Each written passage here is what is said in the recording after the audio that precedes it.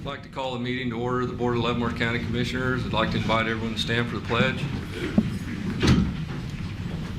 I pledge allegiance to the flag of the United States of America and to the republic for which it stands, one nation, under God, indivisible, with liberty and justice for all.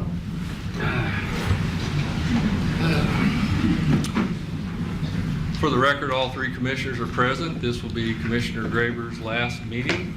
I want to thank everybody for nobody kneeling during the pledge. Before I start public comment, I guess we may have to add to the agenda the chairman's facts. As you've probably all seen, another news story aired the other night with former Commissioner Bigsby and comments from Commissioner Holland. I'm really concerned about personnel records being televised. I would like to find where that breach is coming from. Have we got anywhere on that, Mr. Lawfrey? I have made inquiries. I've met with the staff that would have access to those records. We are very confident that it did not come from anybody who's on staff currently. There's a potential that it came from a former commissioner, but we are looking into that, and we have we've discussed with the appropriate people to continue to look into it. Okay, I would like to make a guarantee that to our staff that this is not a practice that should have happened, should never have occurred. We're making sure that they're and putting in the checks and balances where that we can better assure that it will not happen in the future, because nobody deserves to have their personnel files aired in public as what has happened with Mr. Van Paris over the last few weeks. Nobody deserves that. We have 400 employees that are concerned about that, and we need to find out what happened. It needs to be investigated, and we need to know exactly what happened. And I would agree with you, and we are taking those measures. Okay. I would also like to state that over the last 9 months, I've had the privilege of working with Mr. Van Paris, and none of the issues that were brought up during the news report, I have not had any of those issues with Mr. Van Paris. It's always been very professional. I've been very happy with his performance over the last 9 months. All right, thank you. Another part of that was, and I wasn't going to bring this up today, but being as it was brought up on the newscast, there was a reference of $14,000 we spent on challenging the contracts. The majority of this board, all we want is an answer. Can a commissioner that lost an election, one that has 2 years and 4 months left in his term, issue 5-year contracts and 3-year contracts to try to tie the future board's hands? It's a yes or no question. Are they valid? Can it be done? But then we turned around and got countersued. So that's where the legal fees are coming from. And back on bringing Mr. Van Paris back. We brought him back to do the sales tax projects. The reason that was so critical, in February of 2015, there was a mail-in ballot for the sales tax to be renewed for 20 years. The sales tax did not end until the end of 2016. We did not start collecting the new sales tax till 2017. But the former board on August 6th of 2015 sold $8.5 million worth of bonds for these sales tax projects. That money sat there and did nothing.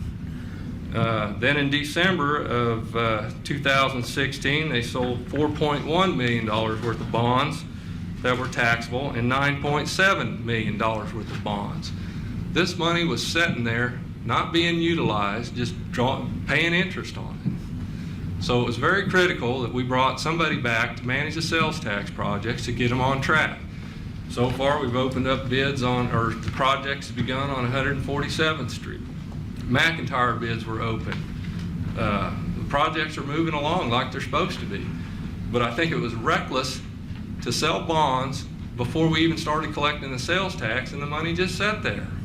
So I don't know how you folks feel, but to this day, we've paid $763,256 of interest on them bonds.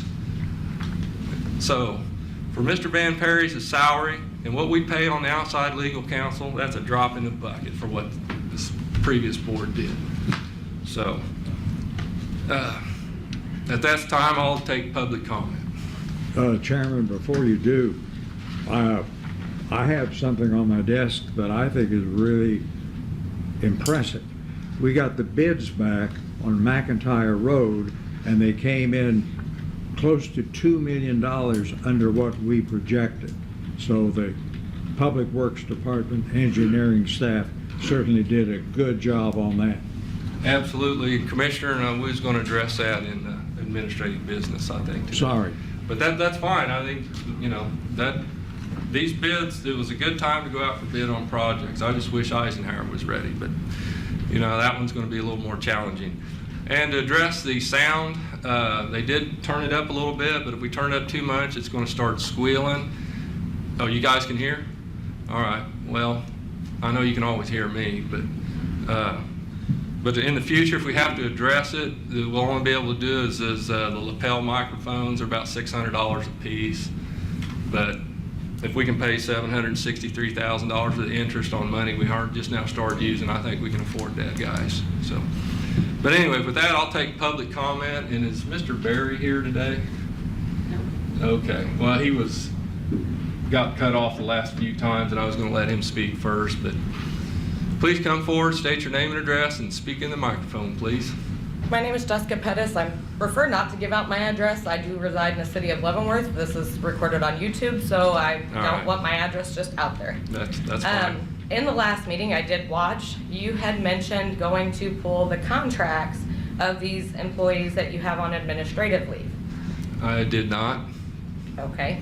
Well, to me, why are we paying them admin leave, paying Mr. Van Paris money for their job, and still paying $14,000 worth of attorney fees?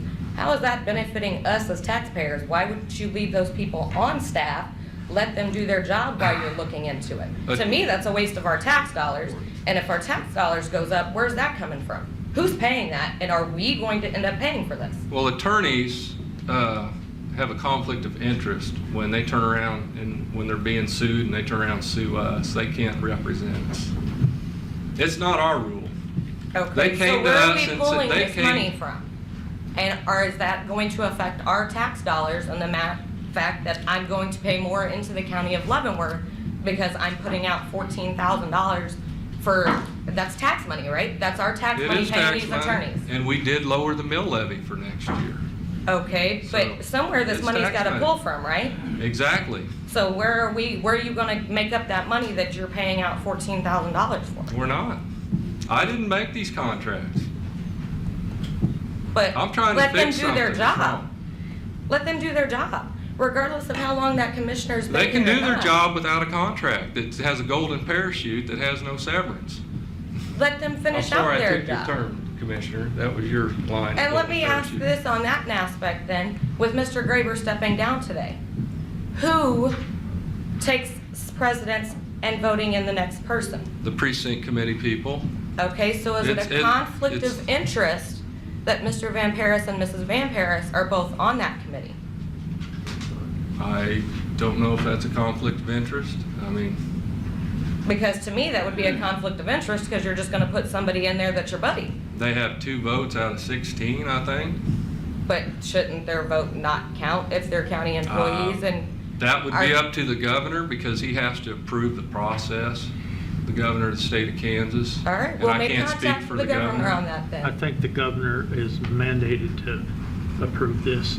If the central committee approves it, then he has no, Well, he has to make sure the procedure was followed Right, properly, and that's procedure. all. And if But it wasn't, has he no- won't approve it. he has no authority to not approve it. Right, unless it wasn't handled But do properly. you not see that there'd be a conflict of interest for the county taxpayers for that?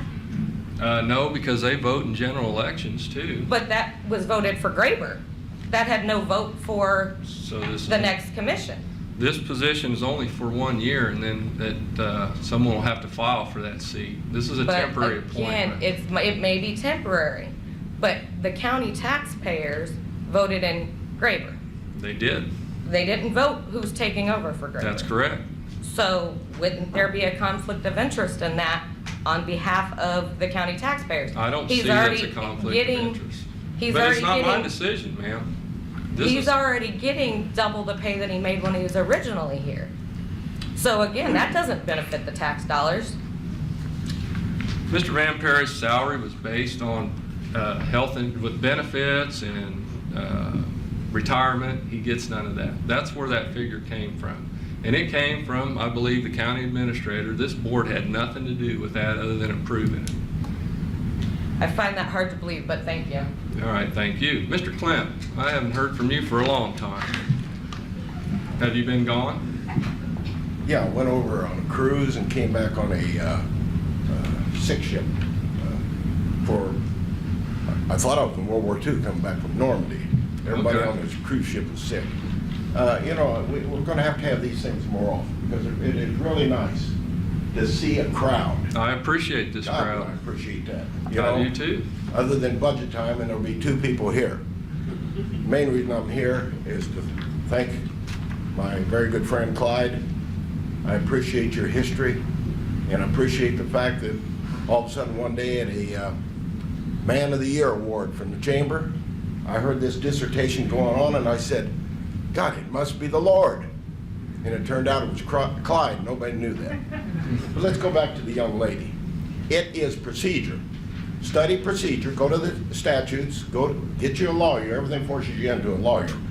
Get the statutes. Now, if that's a conflict of interest of Van Paris, it is surely a conflict of interest for the president or the chairman of the Republican Party, his wife running, and they both have a vote.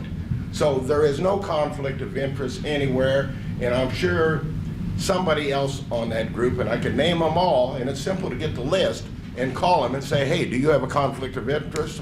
Are you voting for this person, this person? No, it is, in your mind, it could be a conflict of interest, but there is a procedure to go through, and what the governor does is just verify what the 16 people are going to say. And it's not a big deal. It is procedure in the statutes of Kansas that this is how the replacement for Mr. Graber will be done. You know, to come up and debate, the young lady probably has somebody she wants. And is that a conflict of interest? No, it's not a conflict of interest. It has to be somebody that's going to sit up there that knows what is going on in the county, what has gone on in the county, and how to get the 3 county commissioners working together to do the same thing as we have up in Washington, D.C. It's a swamp. It is a total swamp. So if the young lady has any questions, she needs to go down to the county clerk, and hopefully the county clerk will not require her to put in a request for information, and she can find out the whole procedure, because there's a procedure for everything that the county commission usually does. Thank you. Thank you. Anyone else wishing to speak in public comment?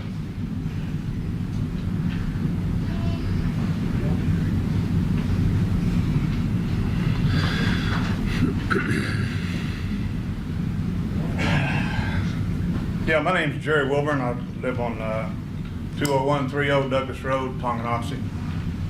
Just about 2 miles right straight west of where this chicken plant's gonna go, wants to go. Hope they don't go. But I think it's about time we set this record straight. There's a whole lot of rumors going around, and maybe today we can get a few of them answered. I don't know that we can, because a lot of the questions I'd like to ask about the former commissioner was about a year and a half ago, he told me and a friend of mine at lunch one day that he was working on something real big out here south of town, in Tonganoxie, south of town. But he couldn't tell us what it was. And he wouldn't. Now maybe that's because he was under a contract, he couldn't talk. But that's been a year and a half ago. We know this thing didn't start 3 or 4 weeks ago. This thing's been in the mill for a long, long time. Maybe, Mr. Holland, you can tell me when this thing started, or was you under a contract and can't answer either? When I found out about it, I'm assuming the chairman knew quite a ways before Clyde and I knew. As far as I know, it was probably 2 to 3 weeks before you knew. That's your answer. Well, That's my answer. I'd That's sure the like to truth. see what Mr. Bixby has to say about that, because I looked on the internet this morning. I'm not very good at that, but if you guys want to go on the internet, just pull up Dennis Bixby at Tonganoxie. Look at his resume that I guess he wrote himself. He, since 1983, I have worked as a building design consultant in home construction, remodeling, millwork, estimating, sales, project management on a local and national level project. Customers include McDonald's, KU's Mainstream Tunnel, Kraft Food, Tyson, Hormel, IBP, Taco Bell, and others.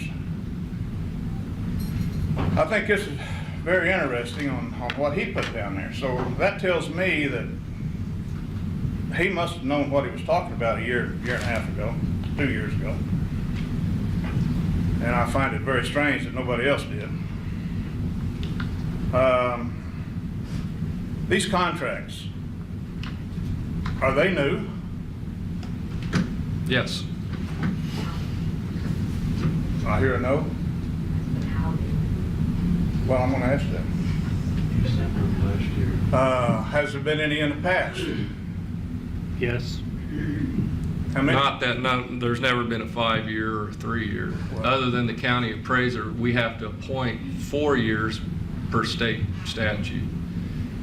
He doesn't really have a contract, he has an appointment. One man. Or One man. One job. And that's because the state requires us to So do this that. is something new that happened right before the election. Right after the election, after Tie- I defeated to tie Commissioner your Bixby. hands and maybe Mr. Gray. That's exactly right. And 3 weeks before I came on board, they terminated Mr. Van Perry's and hired 2, a county counselor and a deputy county counselor.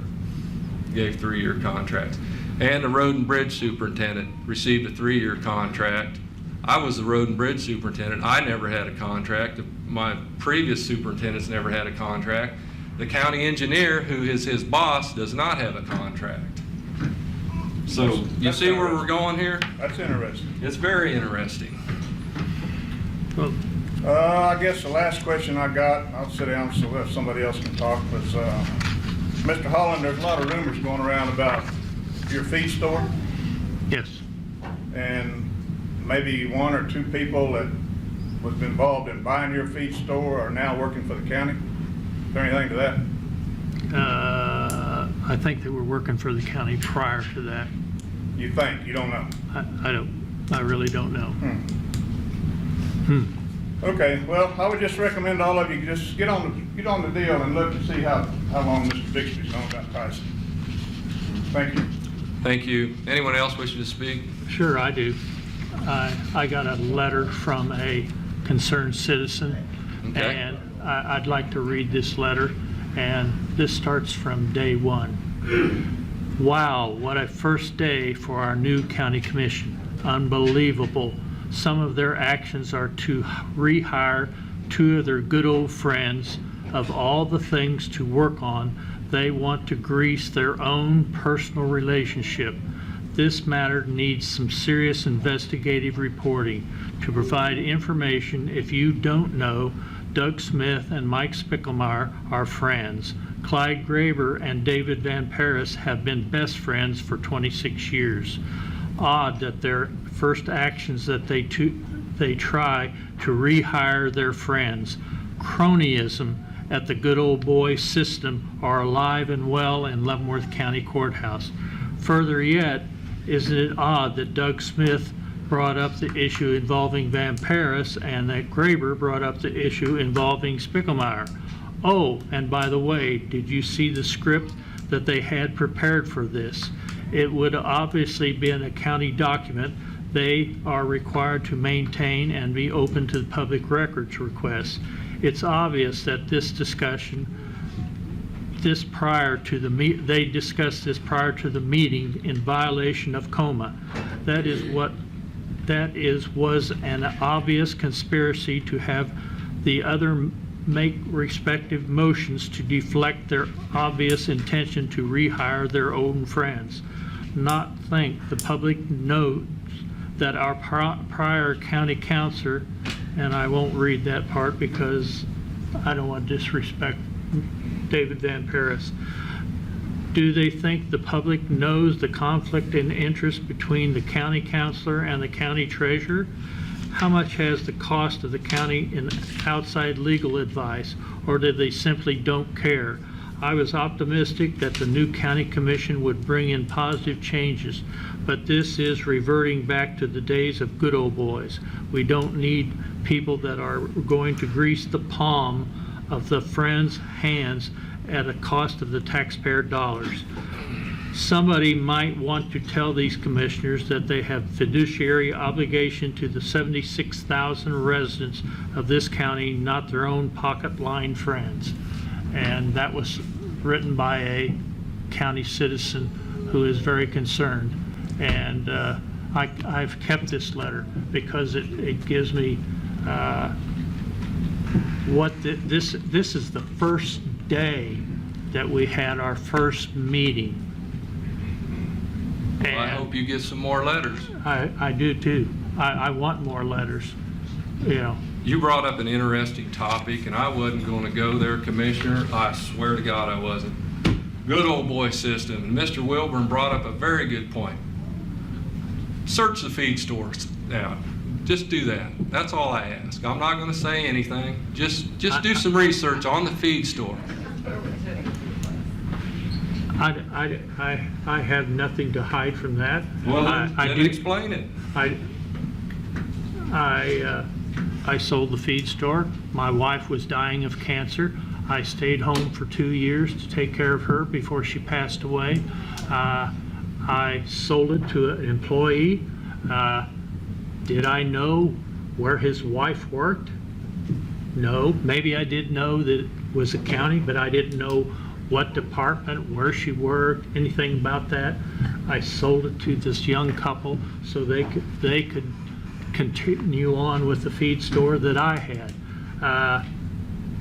Was there anything that was illegal about it? No, I sold it. It's moving along professionally. I don't see as a conflict of interest. You've referenced it before to me that you think this is a conflict of interest. And I said, well, I sold the feed store way before I knew. I'm not talking about the purchase of the feed store, Mr. Holland. Then what are you talking about? Just research it. I'm not going to go there. But, okay. Do we have anybody else from the public wishing to speak? Good, Jim. Oh, I'm sorry, Mr. Jones. You just blend in so well there. He looks like a wallflower. He does. I mean, I got my eye on B.A. Skeets for some reason. I've just got to watch him. Do you wish to stop? Okay. Yesterday, Tyson Food admitted to polluting the ground, and they were fined $2 million, and they were fined also $500,000 for cleaning up the river down there in Springfield, or in Missouri, Sykeston, Missouri. Mm-hmm. And this was out of the Springfield court. Anyway, my question is, we're still on the agenda for next week to find out what Mr. Holland found out? Well, I'd met with the county administrator and spoke with about it, and kind of agreed that we should wait till the new commissioner comes aboard, and so we can bring up to speed on that. So we're gonna drag our toes again? Well, I don't really think until we know who the new commissioner is and get involved and what if Tyson's going to be doing anything. I know today's paper said they were wanting to go to Cloud County, and they had a lot of support for that. But yeah, I would really like to wait till the new commissioner gets on board. How long is that going to be? They choose October 5th, and then whatever it takes for the governor to approve it. It shouldn't be I think that that's too long, Doug. Well, next week's October 5th, and I won't, it'll just Yeah, be and the week Commissioner after Holland that's and the next myself. week, and the week after that's another week. Well, how about we set it for, if Commissioner Holland's willing to give a report on that? Or do you just think it's not, no, I think it's mute now. okay. Tyson's moved Okay, on. what makes you think it's mute? They're just on hold, sir. They haven't pulled clear out of our area. Well, I Okay. can tell you right now that I have not talked with them. They've not called me. I've not called them. There's no emails. Well, you can't even remember what you say on the news, boss. I mean, you did call it a lagoon and a liner on the news. Check Channel 41, that's where you were saying it, and that's why I But- referred to it as a lagoon. It's not a lagoon. But that's what you called it. Well, So the you proper were wrong? time, the proper time to have a work session is when the project is going forward. And I don't think we ever got to that point because the commission decided, no, they didn't want to do it. And so they stopped the funding. Well, once the funding source stopped, so does the project. I said it, and so as far as I'm concerned, it's, anything else is mute because there's no funding, so you can't do the project. But this is how the big guys work, is that they wear us out and they tell you everything's all right, and then boom, one day they show up and they want planning and zoning. Well, I'm sure it'll be, I don't know what it is. I don't know anything about it, so, That's an easy card to Well, play. well, it's the truth. If Commissioner Holland wants to give us a report when the new commissioner Then gets we- installed, then we'll do it. We as taxpayers wasted a lot of money sending you down there to go on You a didn't pay any of fact-finding it that I know of. mission. I Well, I don't know believe who paid it for it. it came out of the state budget, didn't it? Probably did, but Okay. that's who I was invited by. It was a free ride, so. Anyway, my biggest question is that when the board passed the $500 million bond,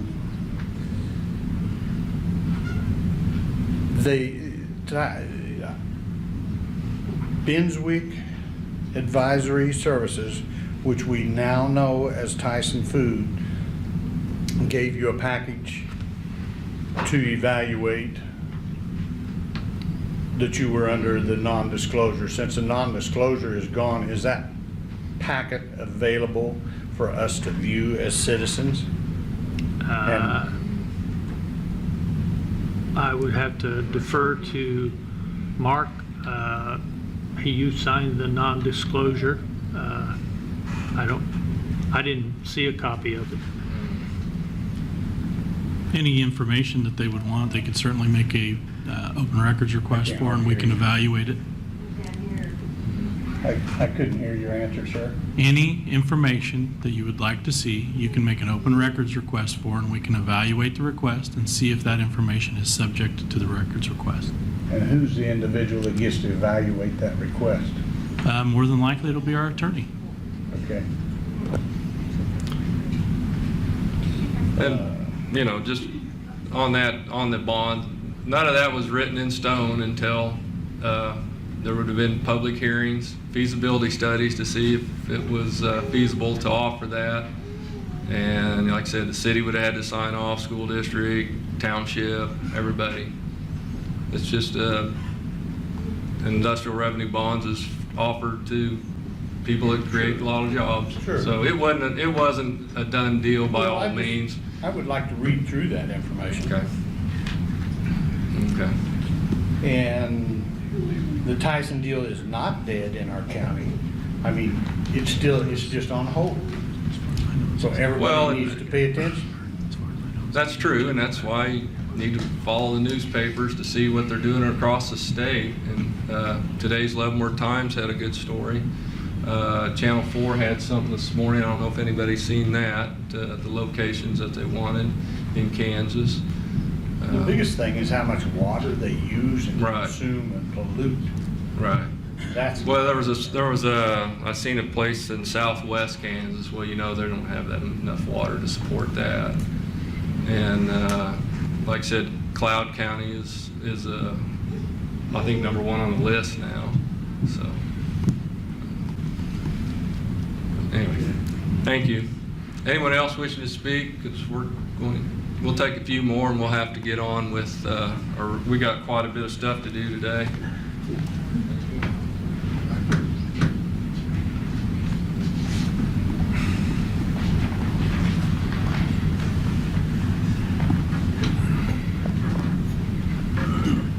Good morning, Commissioners. Morning. James Copeland, 26305 155th Street, Leavenworth. I am not an employee of Leavenworth County, only a county taxpayer. I watched the YouTube video of the 25 September board meeting, and I am here today to answer your challenge to submit an open records request for the contracts and come to this meeting today and tell the board whether we think they are good contracts in what appears to me is now a court of public opinion on these employment contracts. I am speaking on behalf of a group of people who are here today to support the county employment contracts you are challenging that were approved in good faith by the Board of County Commissioners. I have counted the number of employment contracts and independent contracts for legal services the Board of County Commissioners has approved since 2008. There are approximately 21 contracts. I have identified 9 contracts that are still in effect. Commissioner Smith, during Monday's meeting, you invited the public to go to the clerk's office and review specifically the Human Resource Director, Deputy County Counselor, County Counselor, and the Road and Bridge Superintendent employment contracts. These 4 contracts happen to be the ones that the county is challenging and suing against in court. Of these 9 contracts, there are 8 that are multi-year contracts, some identical to the ones you specifically called out.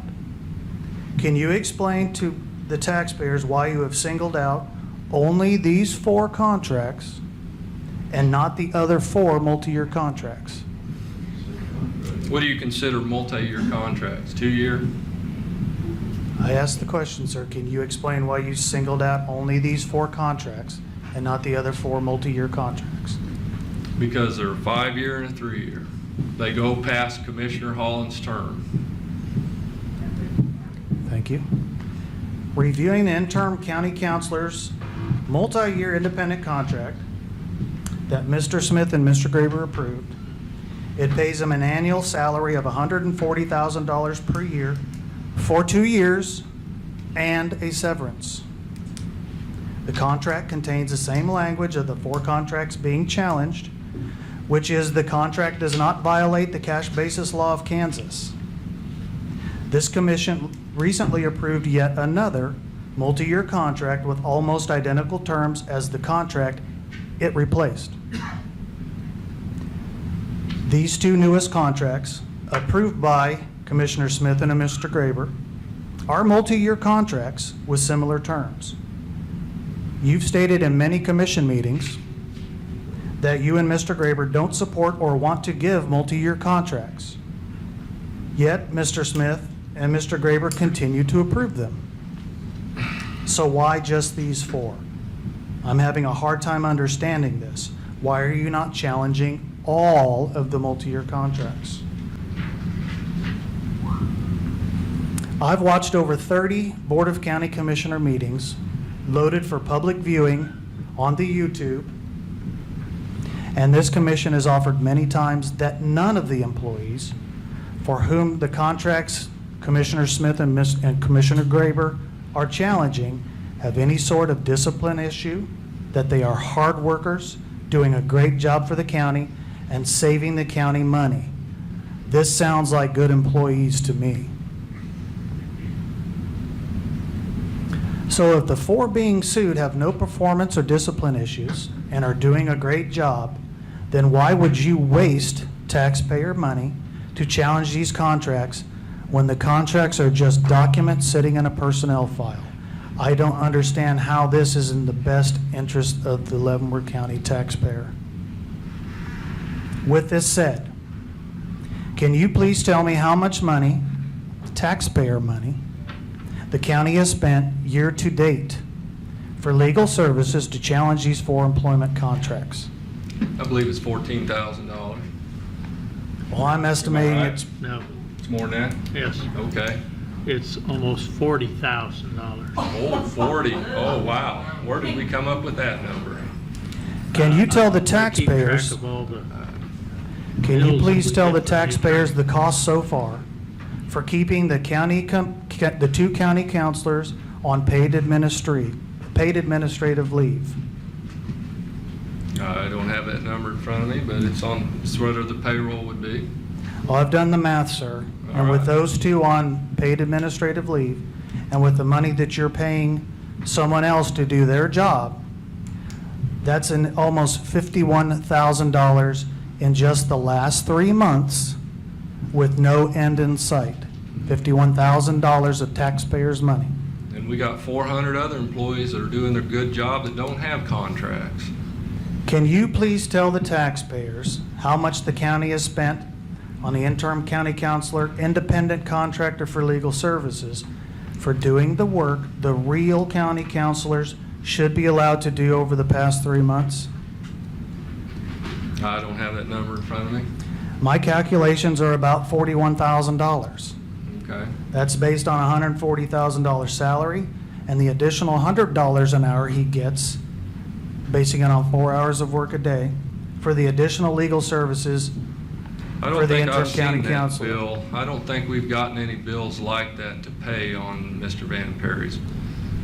But Adding these costs up, I get over $130,000 the taxpayers of Leavenworth County have paid in just over the last 3 months as a direct result of Commissioner Smith and Commissioner Graber's challenging the legal contracts of 4 honest, hardworking, great employees. These legal contracts would have sat quietly in a personnel file, allowing these employees to continue their hard work for the good of Leavenworth County at no additional cost to the taxpayers. $130,000 of taxpayers' money wasted so far. Commissioners, I find that demographics are very helpful when analyzing situations. One of the reasons I am asking about the financial cost to the county taxpayer. After watching the Channel 41 news report, I noticed that 4 silhouettes representing county employees. They all appear as silhouettes of women.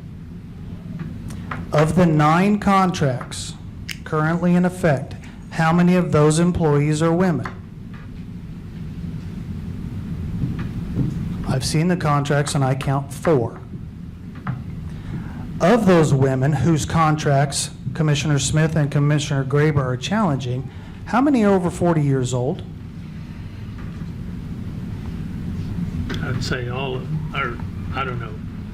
You don't want to get into that scenario asking a woman It's her age. just a demographic. I know of 1. So if I understand this correctly, 3 of the 4 contracts Mr. Smith and Mr. Graber are challenging are for women, and some, if not all, are over the age of 40. So this leaves 1 contract that Commissioner Smith and Commissioner Graber are challenging. My question is this 4th employee a man or a woman? A man. it's a man. Man. He's a man. Last question I have is this man Asian, Hispanic, African American, or Caucasian? I don't think we're going to comment on that. Demographics, simply demographics. With the amount of negative headlines in the paper and on the news, how does Leavenworth County expect to attract and hire quality people for any county position? I guess by offering long-term contracts. To sum it all up, we see nothing wrong with these and other multi-year contracts used to attract, hire, and keep quality candidates from the public sector, which is done for the purpose of protecting taxpayer money, which is in the best interest of this county. I mean no disrespect to the Board of County Commissioners. However, I have to ask, why have you held these 4 employees up to public scrutiny by asking the public to come in before you and comment on these 4 employment contracts for which there is pending legal action initiated by Mr. Smith and Mr. Graber? Commissioner Holland, Mr. Holland, please continue to do the good work you are doing, looking out for the county's best interest and protecting the taxpayers and the taxpayers' dollar. Thank you, sir, on behalf of the 1st and 2nd District represented here today, supporting these employment contracts, as, sir, it is the right thing to do. Commissioners, thank you for your time. Thank you. Chairman.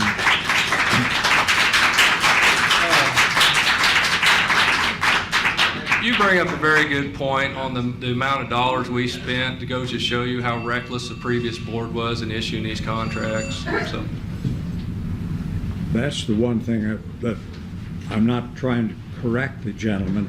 He made a good presentation. But the contracts were adopted by the old board, not this board. They were adopted by the old board when Mr. Bixby was a member, Mr. Holland was a member, and I was a member. I did not vote ever for any of the 9 contracts that were in question.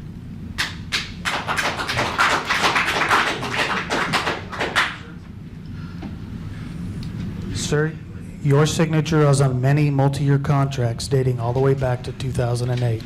I couldn't hear, I'm sorry. Your signature is in fact on many multi-year contracts dating back to 2008. And I'll go on to say, Well, if it even is, though the board previous did this and you think it's wrong, these are good, hardworking county employees whose employment contracts cost the county nothing. then why do they need a contract? They cost the county nothing.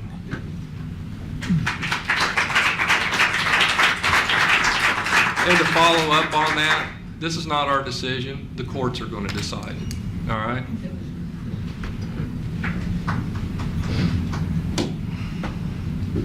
Thank you, sir. Thank you. I can take, we got to get on it. One more. Mr. Skeets, I know we haven't heard from you other than when you call and yell at me, but that's fine. I'm PA.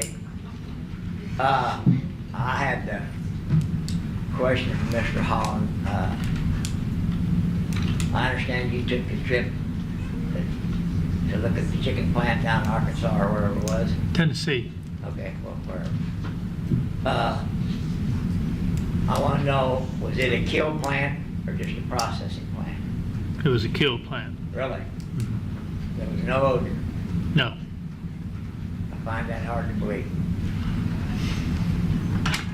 I can only What- tell you what I smelt. What I'm up here today is to tell you guys, there's going to be a meeting at the Douglas County Fairgrounds next week. Yeah, I got that. You got that? Yes, sir. Everybody know about that? It's been on Facebook, I think. I didn't find it. I can't find nothing on there. But anyway. You can find the fairgrounds. Yeah, you can find Fairgrounds. He's a professor emeritus or whatever you call him. He's gonna study on Tyson for years. And I'm assuming it's gonna be the actual stuff, what they've done. So I'm inviting everybody to get down there if there's any question in your mind as to whether you think this is gonna be a good deal for Leavenworth County. I don't need to see it, I don't think it is. Thank you. When was the meeting? I believe it's the 3rd. Third? It's in the evening. Yeah. I can take one more, and then we got to get on to our. We got a I'll lot be to real do today, brief. guys. Cooper Arnold, 20874 225th Street. I just had a comment specifically for Commissioner Holland. We don't really care whether you think this is a moot point or not. We want to hear your report on your trip to the Tyson plant, and we don't think this is dead. Clearly, I don't care if it dies if they decide not to do it. You still went there. We want to hear your report. That's all. Thank you. Okay, thank you. All right, can we get on to administrative business? I know we got some, we did open bids on McIntyre. Do we want to address that right now, or? Okay, we can give you an update. Mr. Chairman, members of this commission, good morning. It was earlier alluded to, the bids for the East McIntyre construction portion of the project was opened yesterday morning at 10 o'clock.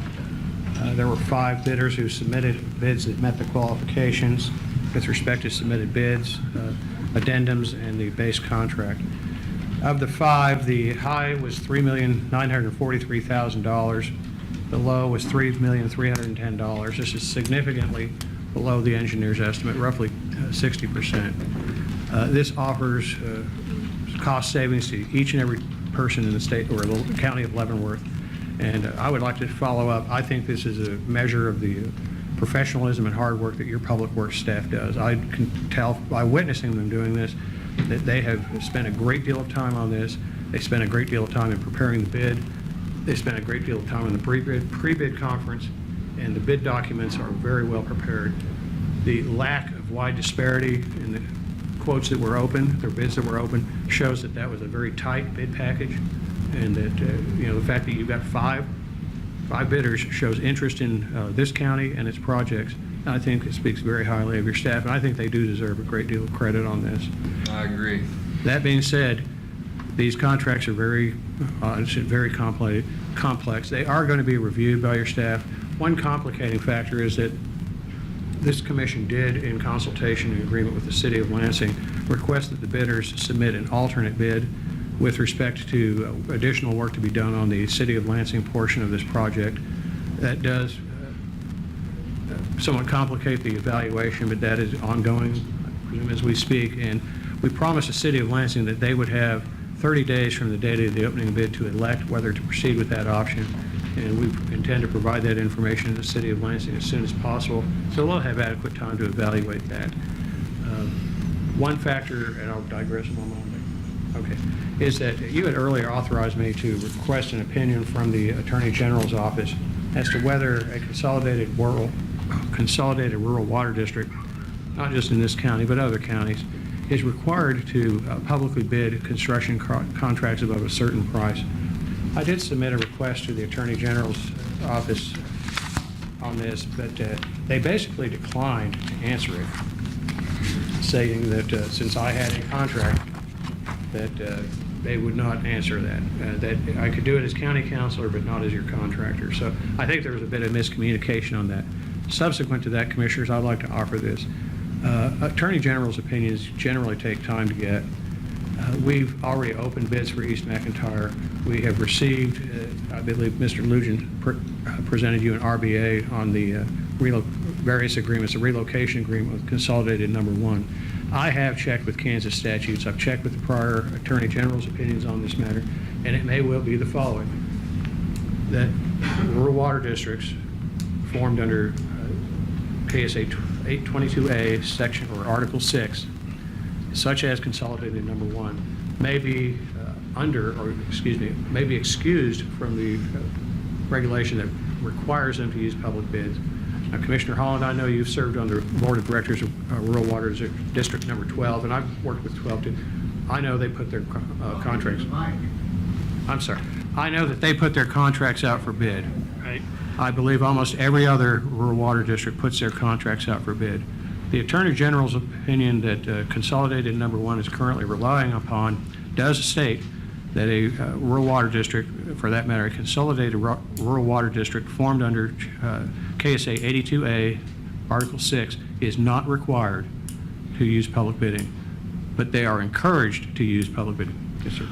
One question I want to ask is, Consolidated Water, were they started by government funding? Commissioner Holland, that's a good question. With the assistance of your county clerk, I've done research into the formation of Consolidated Rural Water District Number 1. That came to life in December of 1960 as a rural water district, a Chapter 82, Article 6 rural water district. Oddly enough, it was voted for by a prior Board of County Commissioners, as is required. Rural water districts generally are initially funded by loans from the Farm Home Administration. Right.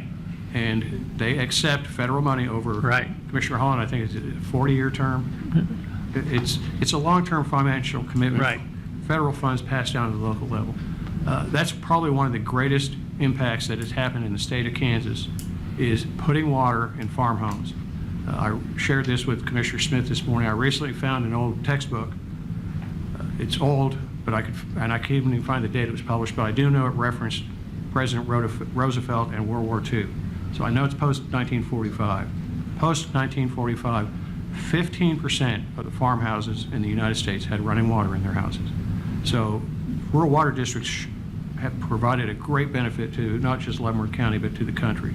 That being said, Chapter 82, Article 6, which this is formed under, I cannot find anything that explicitly requires that they use public bidding. We have requested that they utilize public bidding. They have declined. This is not some academic point. You have before you, for consideration through the RBA that Mr. Lujan presented you, a contract with that Consolidated Water District, roughly $470,000 for relocation costs. Of that $470,000, we don't have a breakdown right now, but Commissioner Holland, you step in here. I'll wager half or more of that is in labor costs. Right. And another thing I think they put in there is the rock clause.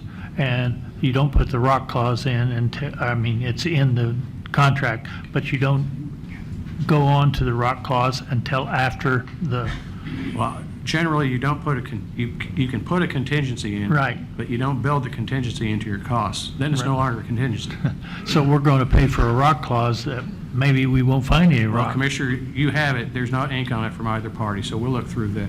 But what I'm saying is, let's just say it's 40%.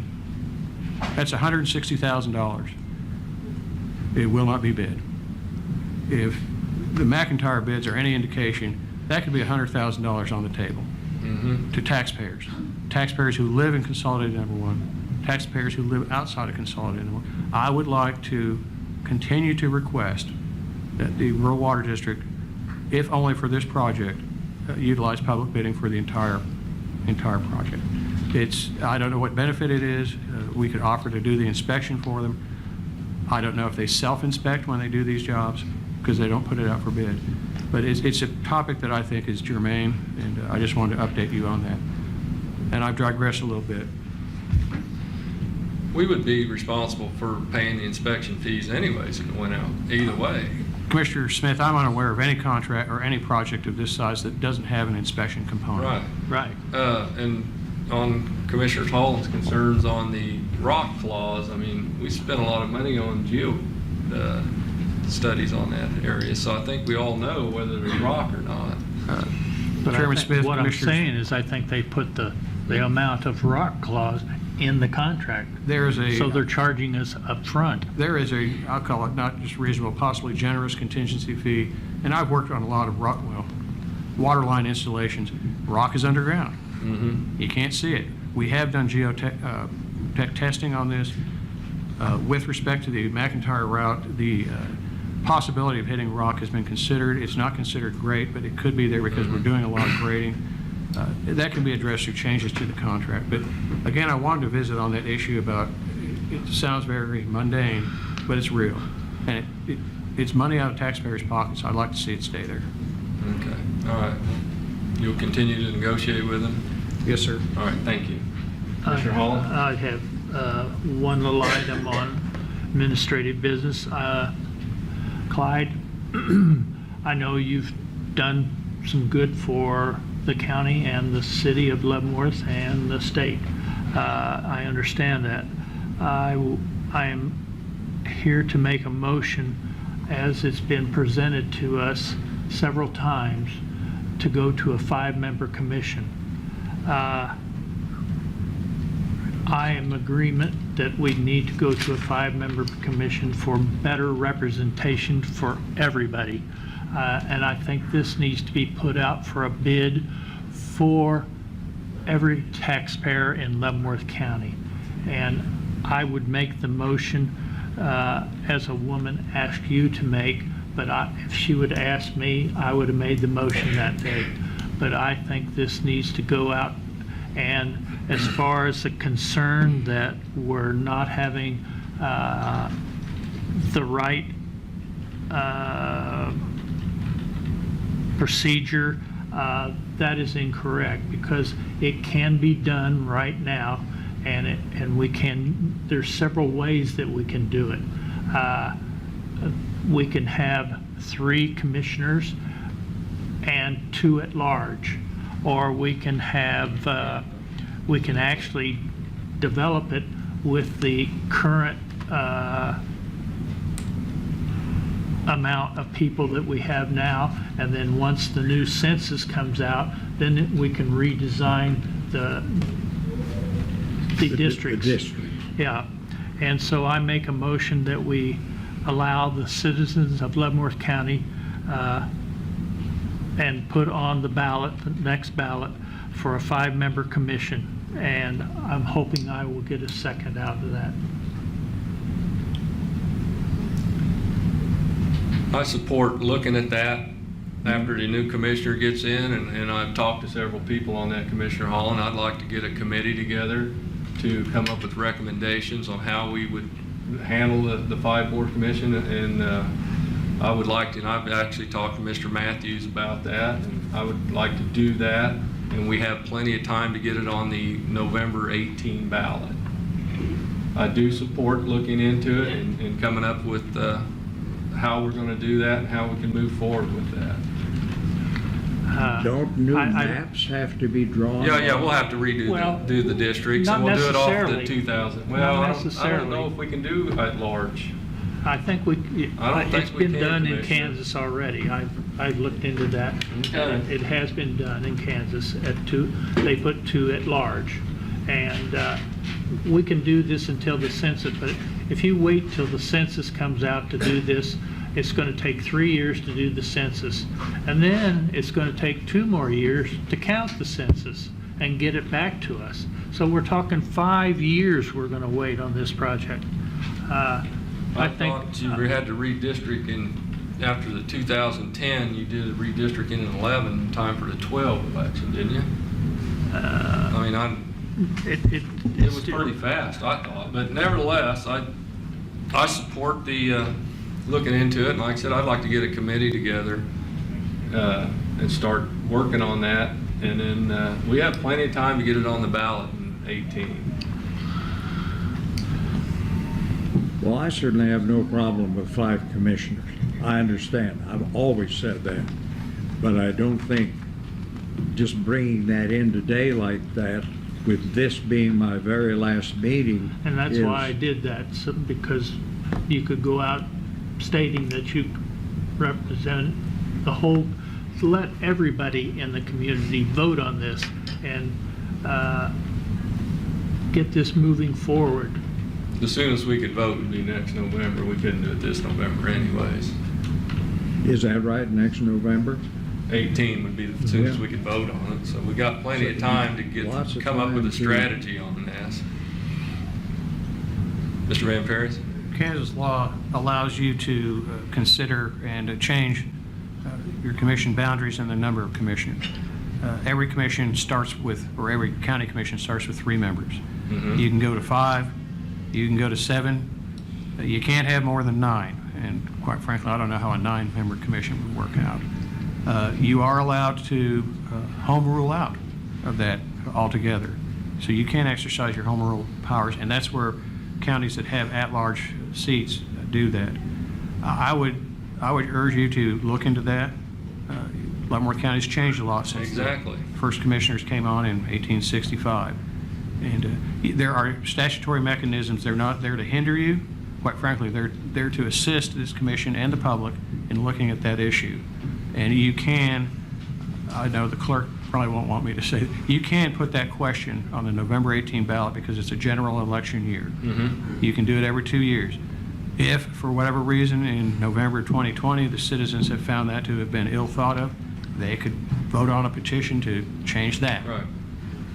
No, I support putting it on there, but I'd like I do too. some details and committee to look at it to see how it would be the best way to move forward.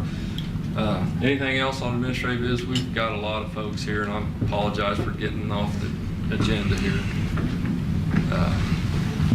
So are we ready for, minutes? Has commissioners read the minutes? I have you, Chairman. I move approval. Second. Voting. Aye. Aye. Aye. Okay. Approval of the agenda for the week of October 2nd. Motion to approve. Second. Voting. Aye. Aye. I don't think I should be voting on the agenda for Oh, next okay, week. that's fine, Commissioner. And I have some OCBs that need get approval to sign. I'll make a motion to the chairman to sign and date the OCBs as stated. Second. Voting. Aye. Aye. Aye. Okay. Adult Community Corrections, sorry we're running behind, Megan. Good morning, Commissioners. Again, Megan Waters, Director of Adult Community Corrections. The Department of Corrections asks us to do a progress report every quarter, and the end of the year progress report is due on October 1st. I have prepared it for you. Chairman, I just need your signature on that, and then I will get the signature of our advisory board president as well. I have a copy. Okay. I don't have it. Oh, I don't have a copy? Thank you. All right, I was looking for that. Can I get a motion on that to approve me to sign that? Motion to approve. Second. Voting. Aye. Aye. You got a signature, right? Okay.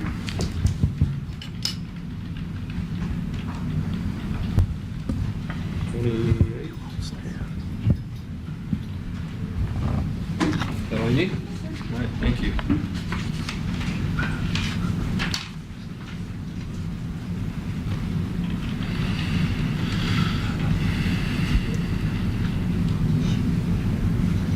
Thank you, Megan. Planning and zoning. Once again, I apologize for everybody having to wait. Good morning, Mr. Chairman and Commissioners. This is case number DEB 17-095/096, preliminary and final plat for Cattail Farm. The proposed 3-lot subdivision meets the regulations of Leavenworth County zoning and subdivision regulations. The properties are located in a rural residential 5 zoning district and again meet all zoning rules and regulations. The Planning Commission voted 8-0 to recommend approval of case number DEB 17-095/096, subject to conditions. I believe the applicant is here and can answer any questions you may have. Okay, this doesn't require any public hearing. No, This sir. is just, does the applicant wish to speak? No, thank you. Okay, all right, then, Motion to approve DEB-17-095-096 Cattail Farm. Second. voting. Aye. Aye. Aye. All right.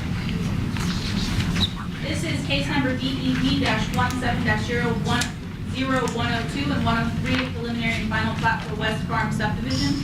The applicant is requesting a 4-lot subdivision of approximately 34 acres. The county engineer has determined that Lot 2 shall be granted access off of 178th Street, not off of Evans Road, just to make sure that we're accessing off the least traveled road, which is pretty standard. One of the lots doesn't quite meet the lot width to lot depth ratio. However, the Planning Commission voted 7-1 to recommend approval of this case with an exception to that particular regulation and subject to conditions. Again, the applicant is here, will answer any questions you may have, and this is not a public hearing item. Any questions on it, Commissioners? No, Does the applicant- I've read through it already. Okay, well, yeah. Motion to approve case number DEB-17-102-103, final preliminary final plat for West Farm subdivision. Second. Voting. Aye. Aye. Aye. This is case number DEB 17068 and 17069. This is a combined case for Homeworks USA. Part of this application is to rezone a particular piece of property down on 2440 Highway in the southwest portion of the county from rural residential 5 to a planned unit development, and a preliminary plat that accompanied that application. Just a little bit of information on it. The applicants submitted an application several months ago requesting rezoning to a planned unit development, which would allow them to place what we're calling tiny homes on the property. They would like to place 15 homes that are between 280 and 300 square, or 354 square feet, excuse me, on a parcel. These homes would be clustered in pods, if you will, 3 clusters of 5 homes each. These homes would be used to house what they have termed as emerging youth. These are young adults who have aged out of the foster care system without ever being adopted. The applicants will, of course, speak more about that, but they are proposing that they would provide staff support that would help these young adults to navigate adulthood, and that they would provide access to local communities in order, as far as transportation and such goes. Staff has had concerns about this particular request due to the fact that we don't have any building codes in Leavenworth County, and therefore we have concerns that the quote-unquote tiny homes will be safe. Furthermore, we have some concerns about the location. As I stated, and you can see on the drawings there, this is on 2440 Highway, which, as we all know, is a very heavily traveled road. By the applicant's own admission, they expect that many of these young adults will not have vehicles. They may be walking, they may be riding bicycles along 2440, and staff again had significant concerns regarding that. All of that being said, the Planning Commission voted 6-2 to recommend denial of this case. The applicants are here. This is a public hearing item. I'll answer any questions that you Okay, have. before I open up public hearing, you mentioned we don't have building codes in Leavenworth County, and we're concerned that tiny houses, the safety of their construction, shouldn't we be concerned with the safety of the construction of a large home too? Yes. Agreed. If we don't have building code, what's the difference between a tiny house and a large house? We don't have any building codes. Sure, these would be I think a clustered tiny house pretty- would be more structurally sound.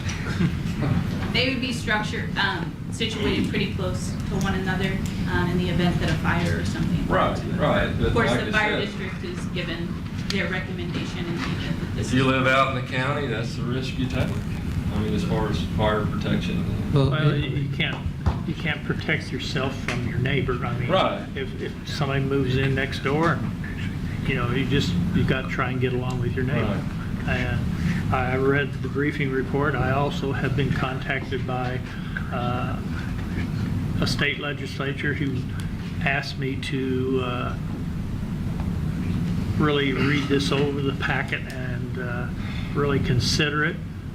He thought it was a good idea when these people get released and they're young adults and they're trying to make their way.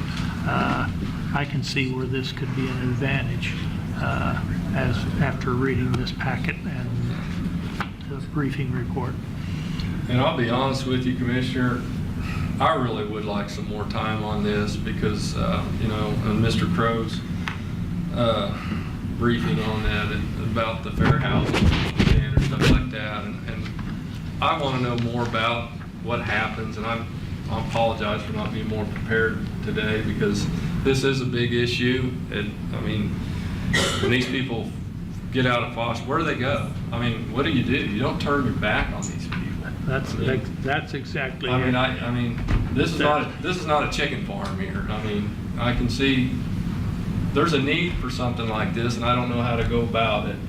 And I applaud these folks for coming up with this plan. I need more time, and I really think the new commissioner should be involved with this. Would you agree, Commissioner? Well, I'd like to ask a question, and this is just for me. Is there water available? Yes. Yes, Yeah. Is there electric available? yes. Yes. Is there sewer available? No, sir. Yes, there is. Yes. We have a wastewater report that says that site will more than be capable of handling a septic system for that many residents. Correct, an on-site wastewater, Okay. sorry.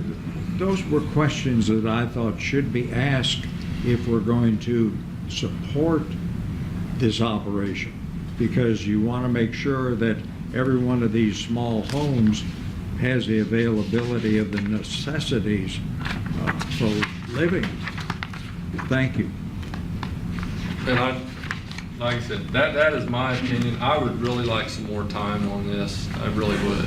I mean, because I don't feel like I'm brought up to speed enough on how the system works on these people that foster out.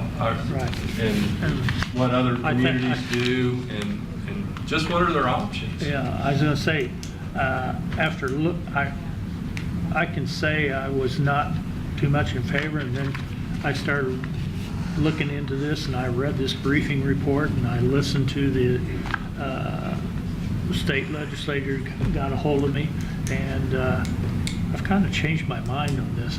Where do we do with these young adults that are out of the system? Well, I now? think we need to try to make them productive citizens at Right. all, if we possibly can. Exactly. Because if we don't, we know where they're going to end up. Right. But I want to know what other communities are doing, and I haven't had time to do my homework, and I'm sorry about that, and I really would like more time. Do you think it's something we need to have the public hearing anyways? It's entirely up to the commission. Chairman, Mr. Crow is there as apparently. I think we could go ahead and have the public hearing, and I still would like to table it, and I really want to get some facts, and I would appreciate any information you folks could give me other than, all right, I need a man first. Okay, we'll open up a public hearing on this, on the PUD. Anyone wishing to speak?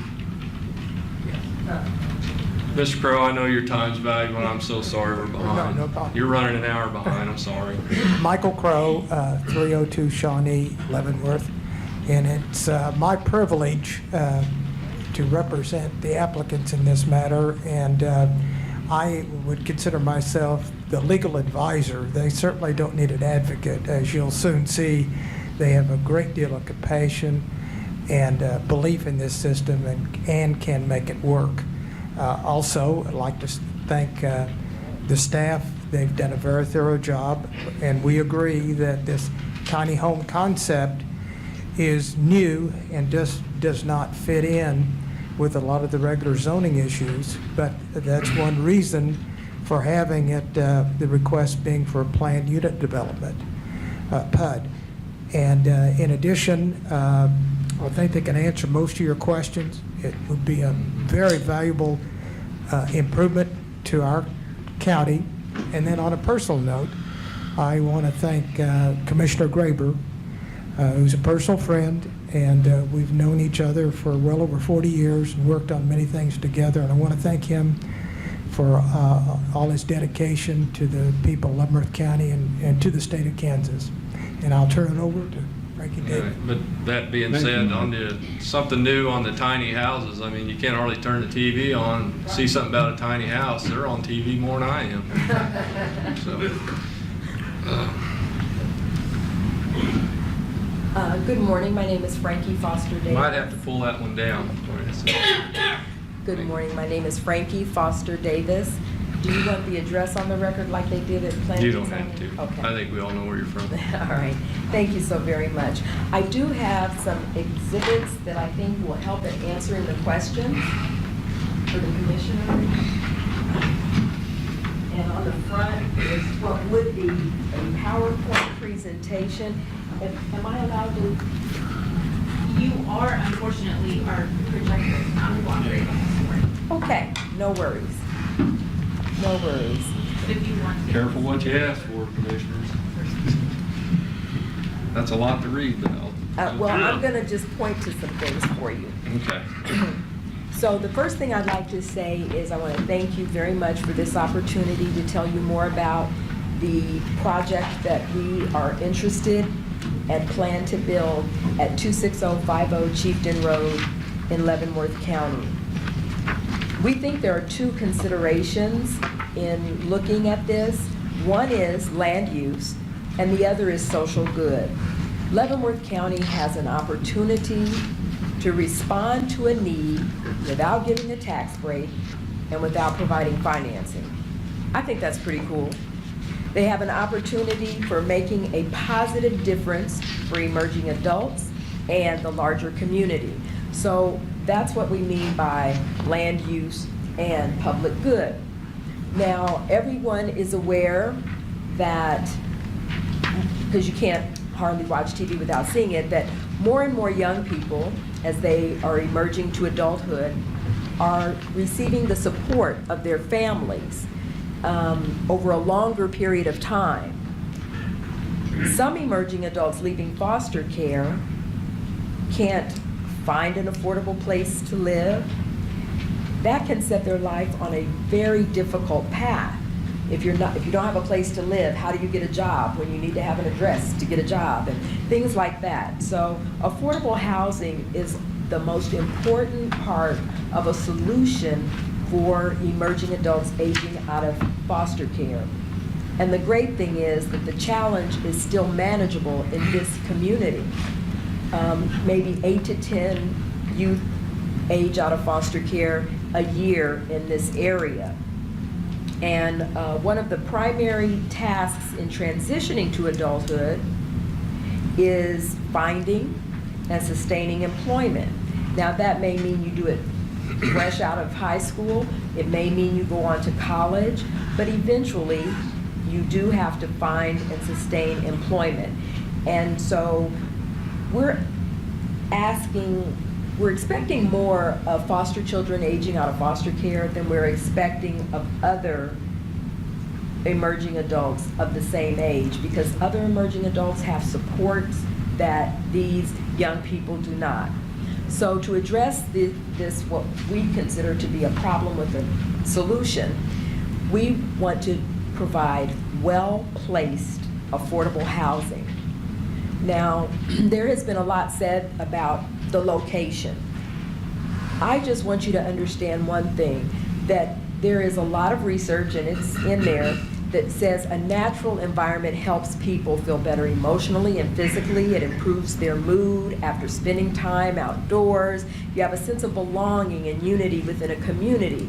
And so 26050 Chieftain Road is an ideal location for this affordable housing, because nature will help in the development of these young people. One of the things that we are also aware of is that youth are spending a lot of time with electronic media. In 2005, there was a study done by the Kaiser Family Foundation that found that young people in 7th to 12th grade used social media or electronic media 8.5 hours a day, most likely more than they even sleep. I don't have that study in there because I gave you an updated one from 2015 that shows they're now spending 9 hours a day on electronic media. And there is a gentleman who has been looking at this over the years, and he has coined the phrase nature deficit disorder. And he thinks that there are behavioral problems that are linked to less time outdoors, and he believes that the future will belong to the nature smart. Individuals, families, businesses, and political leaders who develop a deeper understanding of the transformative power of the natural world and who balance the virtual with the real. The more high-tech we become, the more nature we need. And we believe that because nature awakens the connections between young adults and their surroundings, the rural environment is a perfect location. HomeWorks is based on 3 principles. HomeWorks, meaning housing first, nature matters, which is why we're in a rural area, and nature helps, and services matter.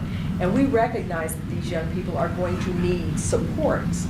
You can't just walk out and hit it on your own. That's been proven. So we will have supports there for them to help them make their way to productive adulthood. And as you're looking at this proposal, there are 8 factors that you have to consider, and the staff recommendation is just 1. And so I would like to say this is a wonderful opportunity, and I ask that you not allow 1 factor, the recommendation for denial, to be the lens through which this project is viewed. I want us to look at the other factors as well.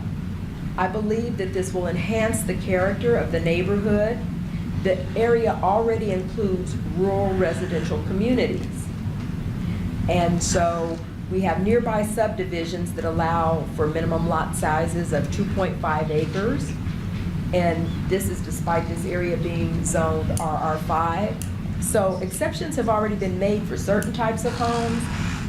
Why not affordable housing for emerging adults aging out of foster care, especially when the planned unit development preserves open space and the natural environment, and it includes community gardens and edible landscaping. So we are preserving and enhancing the community. One of the other factors is effect on nearby property.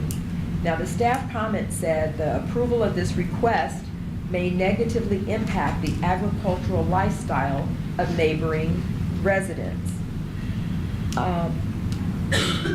The nearest neighbor who has what I would consider an agricultural lifestyle is Artie Shaw. And if you look in your book that we gave you, in the front cover there is a letter from Mr. Shaw. And he has been a staunch supporter of this project since it was first conceived. He sees no negative impact on his agricultural lifestyle. And I think that the other nearby neighbors include residents of High Prairie Point and Primrose Hills Estates, as well as some others.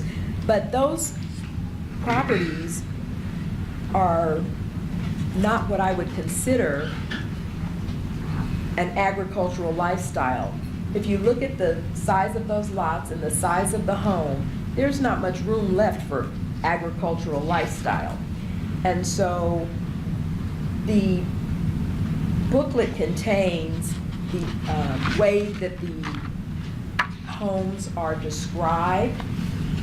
The notebook contains the way that the homes are described, and in the description they talk about a rural rolling hills and how close it is to jump on the turnpike and go somewhere else to work. Now, being surrounded by open space and the natural environment is appealing to the residents of those estates. It will also appeal to the tenants who rent at HomeWorks because they wouldn't choose to live there if that weren't important to them. So I believe that we have a distinctive kind of rural character in our area already. The subdivisions, sort of bedroom communities, and there are working farms, as I said, and this is just another type of housing. In fact, the reason that we are looking at a planned unit development is because Article 17, Section 1, Subsection 5 says that the developer will be given latitude in using innovative techniques in the development of the land. And certainly, tiny houses are an innovative technique in Leavenworth County. It's not unique in the world, but it is innovative for here. And so, assuming that a space is safe and livable, shouldn't the tenants be the ones who decide what's too small or too close for them? More dwelling space simply means more resources are being used. The 600 square foot minimum, I believe, is outdated, and it will impede the goal of this project, which is affordable housing in construction, in maintenance, and in ongoing cost of living. There's also a lot that the staff has said about conformance to the comprehensive plan. And we always knew that this project would require some visionary leadership. The staff is responsible for determining if we have fit ourselves into each category. We've checked all the boxes. But creativity and thinking about the future is reserved for you, commissioners. And the bottom line is the houses are very different than the nearby estates. But in every other way, they are just like any other sustainable home.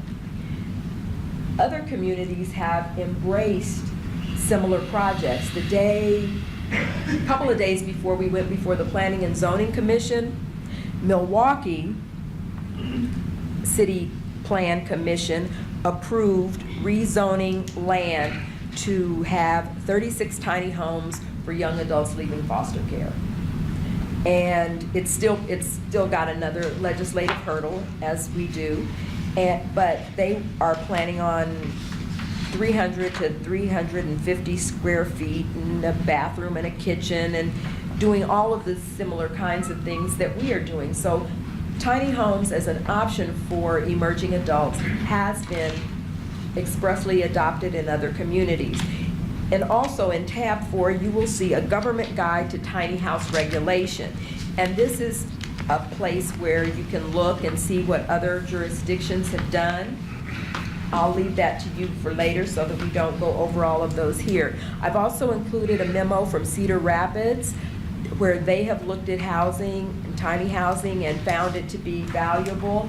I've also included something about the Veterans Community Project in Kansas City where they're doing tiny houses for the veterans, just to say other communities have embraced tiny houses as a way of addressing affordable housing.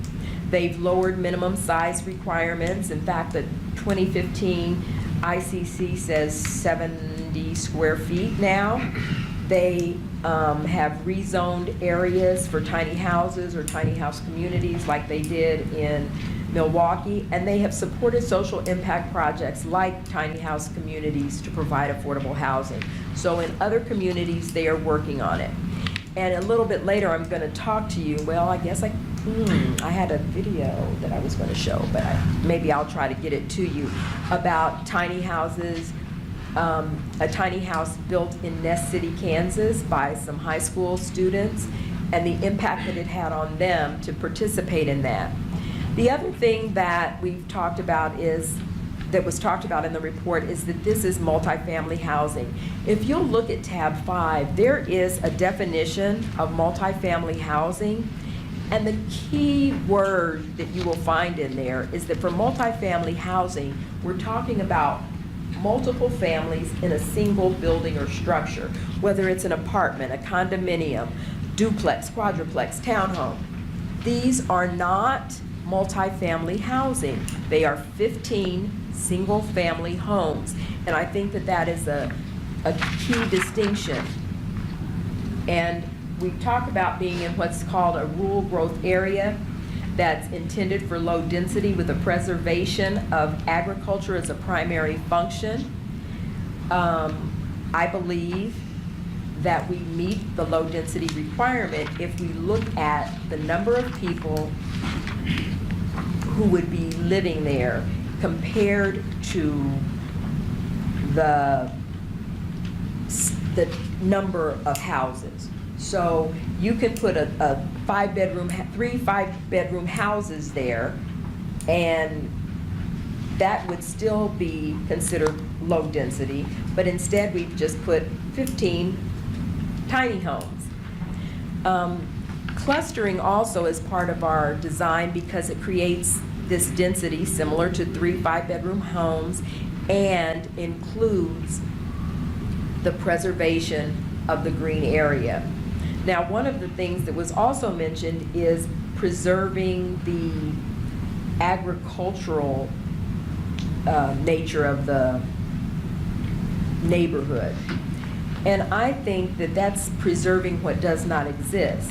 Agriculture is not a primary activity on this parcel or most other nearby parcels in Leavenworth County.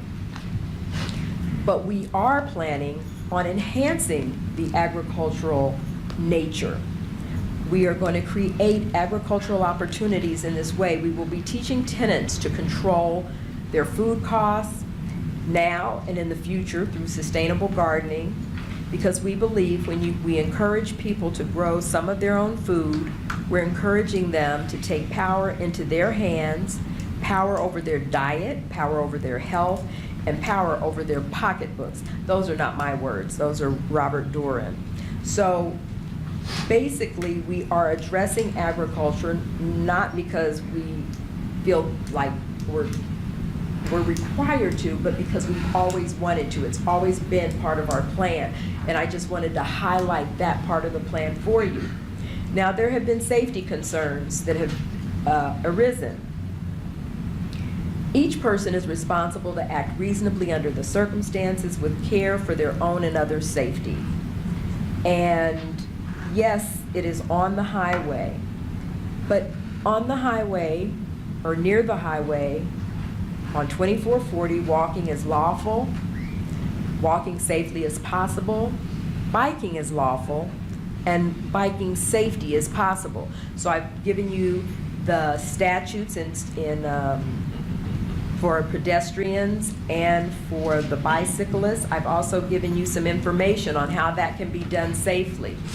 And if I had been able to show you, I had a map that shows a route that minimizes the distance on State Highway 2440. But be that as it may, I say that to say these are going to be emerging adults who will make their own decisions about how they want to get around. We are going to provide a shuttle service that will have convenient travel to work, school, shopping, and recreation in Lawrence and beyond. Lawrence, Kansas is the nearest city, and it has an award-winning comprehensive public transportation system. This is under tab 8 in your book. The transportation plan that we implement will be the result of collaboration with the tenants because we want it to meet their needs. It will also be flexible enough to respond to opportunities and challenges as we work to meet the transportation needs in a safe, fair, and equitable manner. The other thing, like you said, the building codes. Other requests have been approved without building codes, and we will be guided by the 2015 IRC.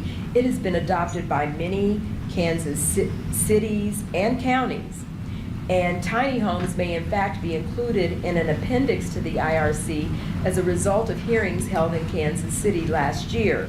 So I've given you a copy of the minimum habitable room area in the 2015 IRC, and I've also given you a report about the activities that went on in Kansas City that led to the proposed adoption of tiny homes in the next version of the IRC. That's under tab 9 and 10. And then there was a question raised about use of nearby property in the shadow of a strip club. I filed an open records request, and I've spoken with Lieutenant Bellinger to clarify it, and there have been no complaints against the Paradise Saloon for underage drinking or any of that, allowing underage drinking. And that's under tab 11, the Open Records Act request and the response. And there was also something about in the shadow of a gas pipeline. And according to information provided by Southern Star, residents in the Homeworks community are not at increased risk because of the gas pipeline that runs through the adjoining parcel. I have included some general safety information as well as a map that shows there's not been any incidents with the gas safety pipeline.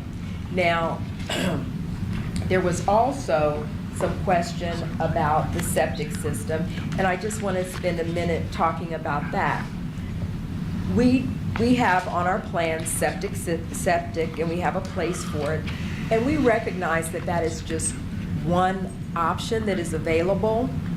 We will work with experts to ensure that the way that we handle the waste is appropriate for the community that we are building, our planned unit development, as well as the larger community.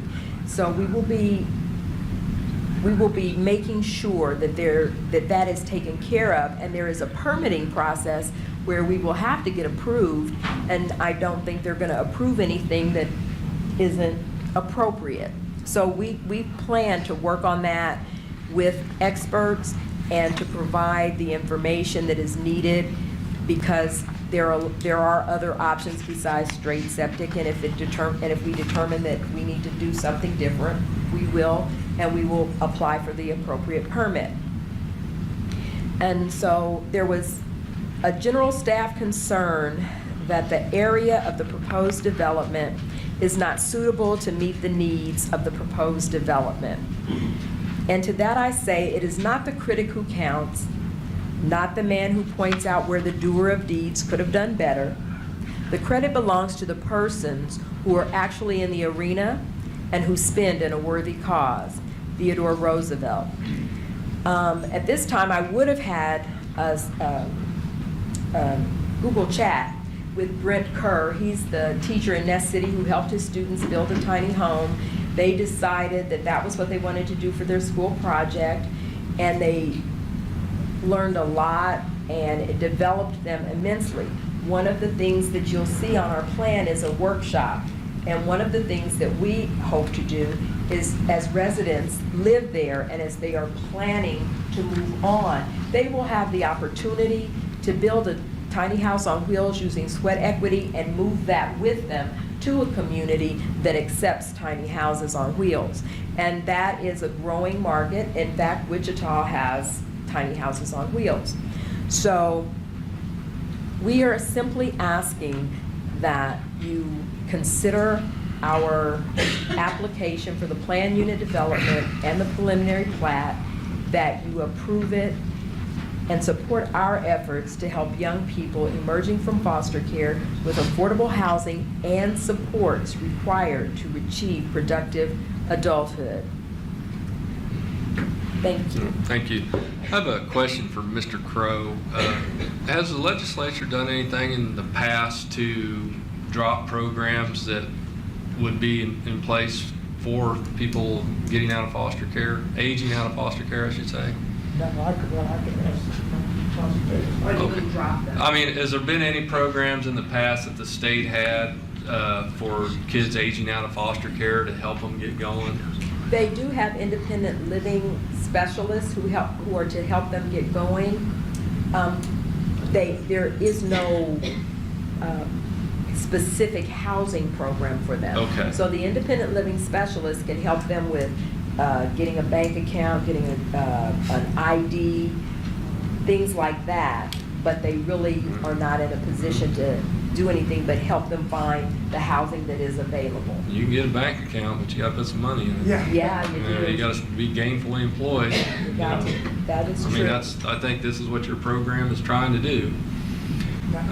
Some will be going, of course, to further education school. Right. Yeah. Mainly the programs in Lawrence. Mm-hmm. But again, I also want to clarify one thing.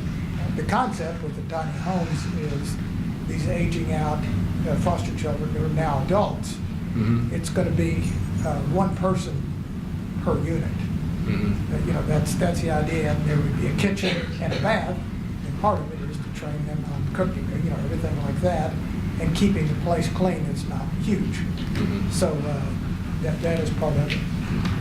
Chairman, Yes, sir. Mike, Yes, sir. is there provision for some type of fire suppression? I mean, is there okay. Yes. Yes. Good. Is there, say, one of these homes for, I don't want to call it a supervisor, someone that's there that helps these young people? Yeah, Frankie. Yes, in terms of the supportive services, there will be a social worker full-time, and there will be a property manager, and they're going to oversee making sure the grounds and things like that. The social worker will be assisting the tenants in accessing the resources that already exist. There are so many programs in terms of we want to teach you how to live, but there's not the housing support that would be beneficial. Sometimes when you have low-income housing, the first thing that happens is if you make a little more money, they take it for the rent. And so our commitment to our tenants is the rent you come in is the rent you pay. And if you get a job and you get to make more money, great. You can save it. You can plan a better life because you have some resources. We don't plan to take away their resources every time they get them. And that's what a lot of these programs do. So, Do the, I know they age out of the other, but do they age out of the tiny homes? we have said that we expect them to emerge by the age of 26. So we're saying between 18 and 26. We are hoping that they can emerge more quickly than that. Right. But certainly if they don't emerge, we're going to hang in there with them. Because I can see these young adults finding someone, getting married, maybe want to have a family, and maybe they've got a halfway decent job that they can afford a family. They wouldn't want to live in a tiny home with Right. a wife and a child. Right. You know, I don't think that would be roomy enough. Certainly, our goal is to help them emerge to market Right. rental or being able to buy their own property, or like I said, take advantage of the workshop and build a tiny home if they see fit. So we believe that there will be various ways that they leave this community. But however they leave the community, we want it to be as a productive adult. I think it's a very good program. Thank you. Anyone else wishing to speak on this? In favor? All right. Anybody wishing to speak in opposition? I think there's one. Then are you in favor? Yes, you can. I didn't see you back here. I'm sorry. I didn't bring my written notes back, so I'm going to bring it. My name is Elke Dunlap, and I live in Topeka. And the reason I am for this project is I have a granddaughter, and I have court order grandparent visitation rights. Before too long, she will turn 18, and she is growing up, moving from mom to dad to here to there, in a very dysfunctional lifestyle, and right now I'm trying to getting her through Sylvan to get her a life and start. She's falling through all the cracks with DCF. So eventually when she turns 18, no, she is not in foster care, but she is going to be needing a place to live, to call her own, to have 4 walls, peace and quiet, and to end my counseling and her aunt and uncles. So just because she is not in foster care, I have the means to do it. Foster children, probably the relationship with grandmothers or aunts and uncles is not that great. So I do believe in that project. Give them a chance. And please don't think it is a great idea, but not in my backyard, and not in my neighborhood, and not in my town, because that would be a disadvantage again to those young adults. And that's all I have to say. All right. Thank you. Anyone wishing to speak in favor? I'm Barbara Sable, Lawrence, Kansas, and I am the landowner on which these tiny houses would be built for foster children. I was entrusted by the citizens of Kansas to direct services for children and youth for the state of Kansas. and I had responsibility for the young people that came into foster care. I had that in Kansas. I had that responsibility in the state of New York and the city of New York. So I have seen firsthand what happens to too many of our young people when they age out of foster care. This is an opportunity for Leavenworth County and the state of Kansas to step forward in a very positive way on behalf of these young people. If you look at the data says very clearly, if you don't have a place to live, it is very difficult to do the other tasks that are related to productive adulthood. It's difficult to get a job. It is difficult to go to school. But on the other hand, I want to talk about the positive aspects of young people who are leaving foster care. Young people who are leaving foster care know, in many cases, they're going to be on their own. And there aren't places that they could go for support. This affordable housing gives them an anchor, a launch pad, so that they can connect themselves with the very services that in many cases taxpayers are supporting, not-for-profits are supporting, philanthropy is supporting, so that they can become productive adults.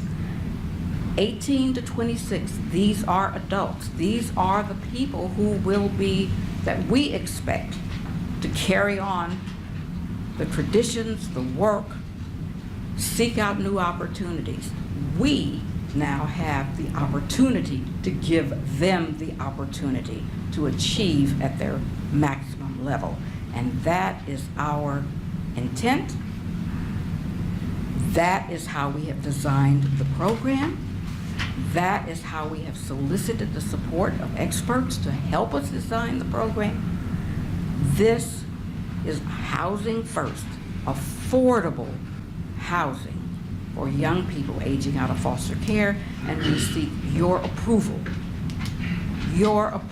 to make an exception that has already been made in the area for the young people who are aging out of foster care. And I'd be happy to answer any questions that you would have. Chairman, I can't help but make a comment. Ms. Sable brings up one word over and over that I think is a key to our thinking. This is an opportunity. And I think that's a word we need to focus on. I mean, that opportunity is not out there for many young people. This, you know, it's taking a step we've never done before, but it does afford this opportunity. I like it. I do too. Anyone else wish to speak in favor? All right.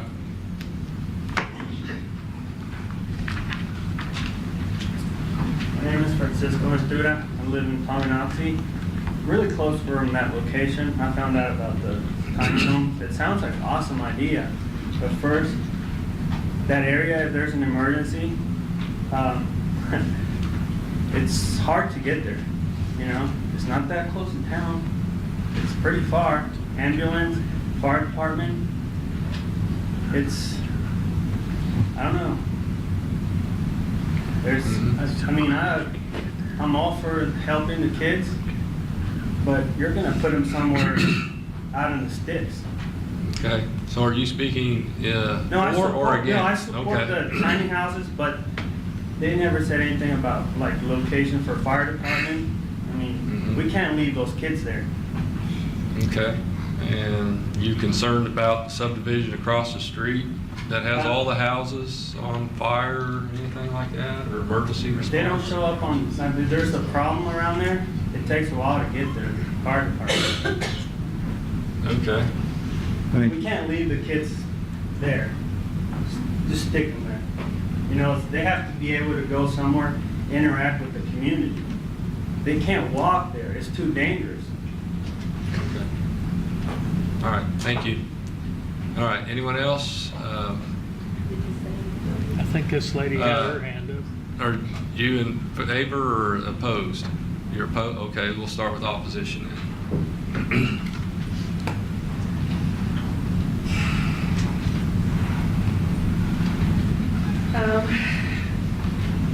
I printed out what I wanted to read today, but when I'm through with this, I'd like to address some things that were brought up a few minutes ago.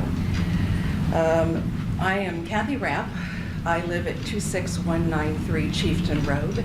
I am behind the Paradise Saloon. I am adjacent to Honey Creek Disposal, which is at the corner of 2440 and 32.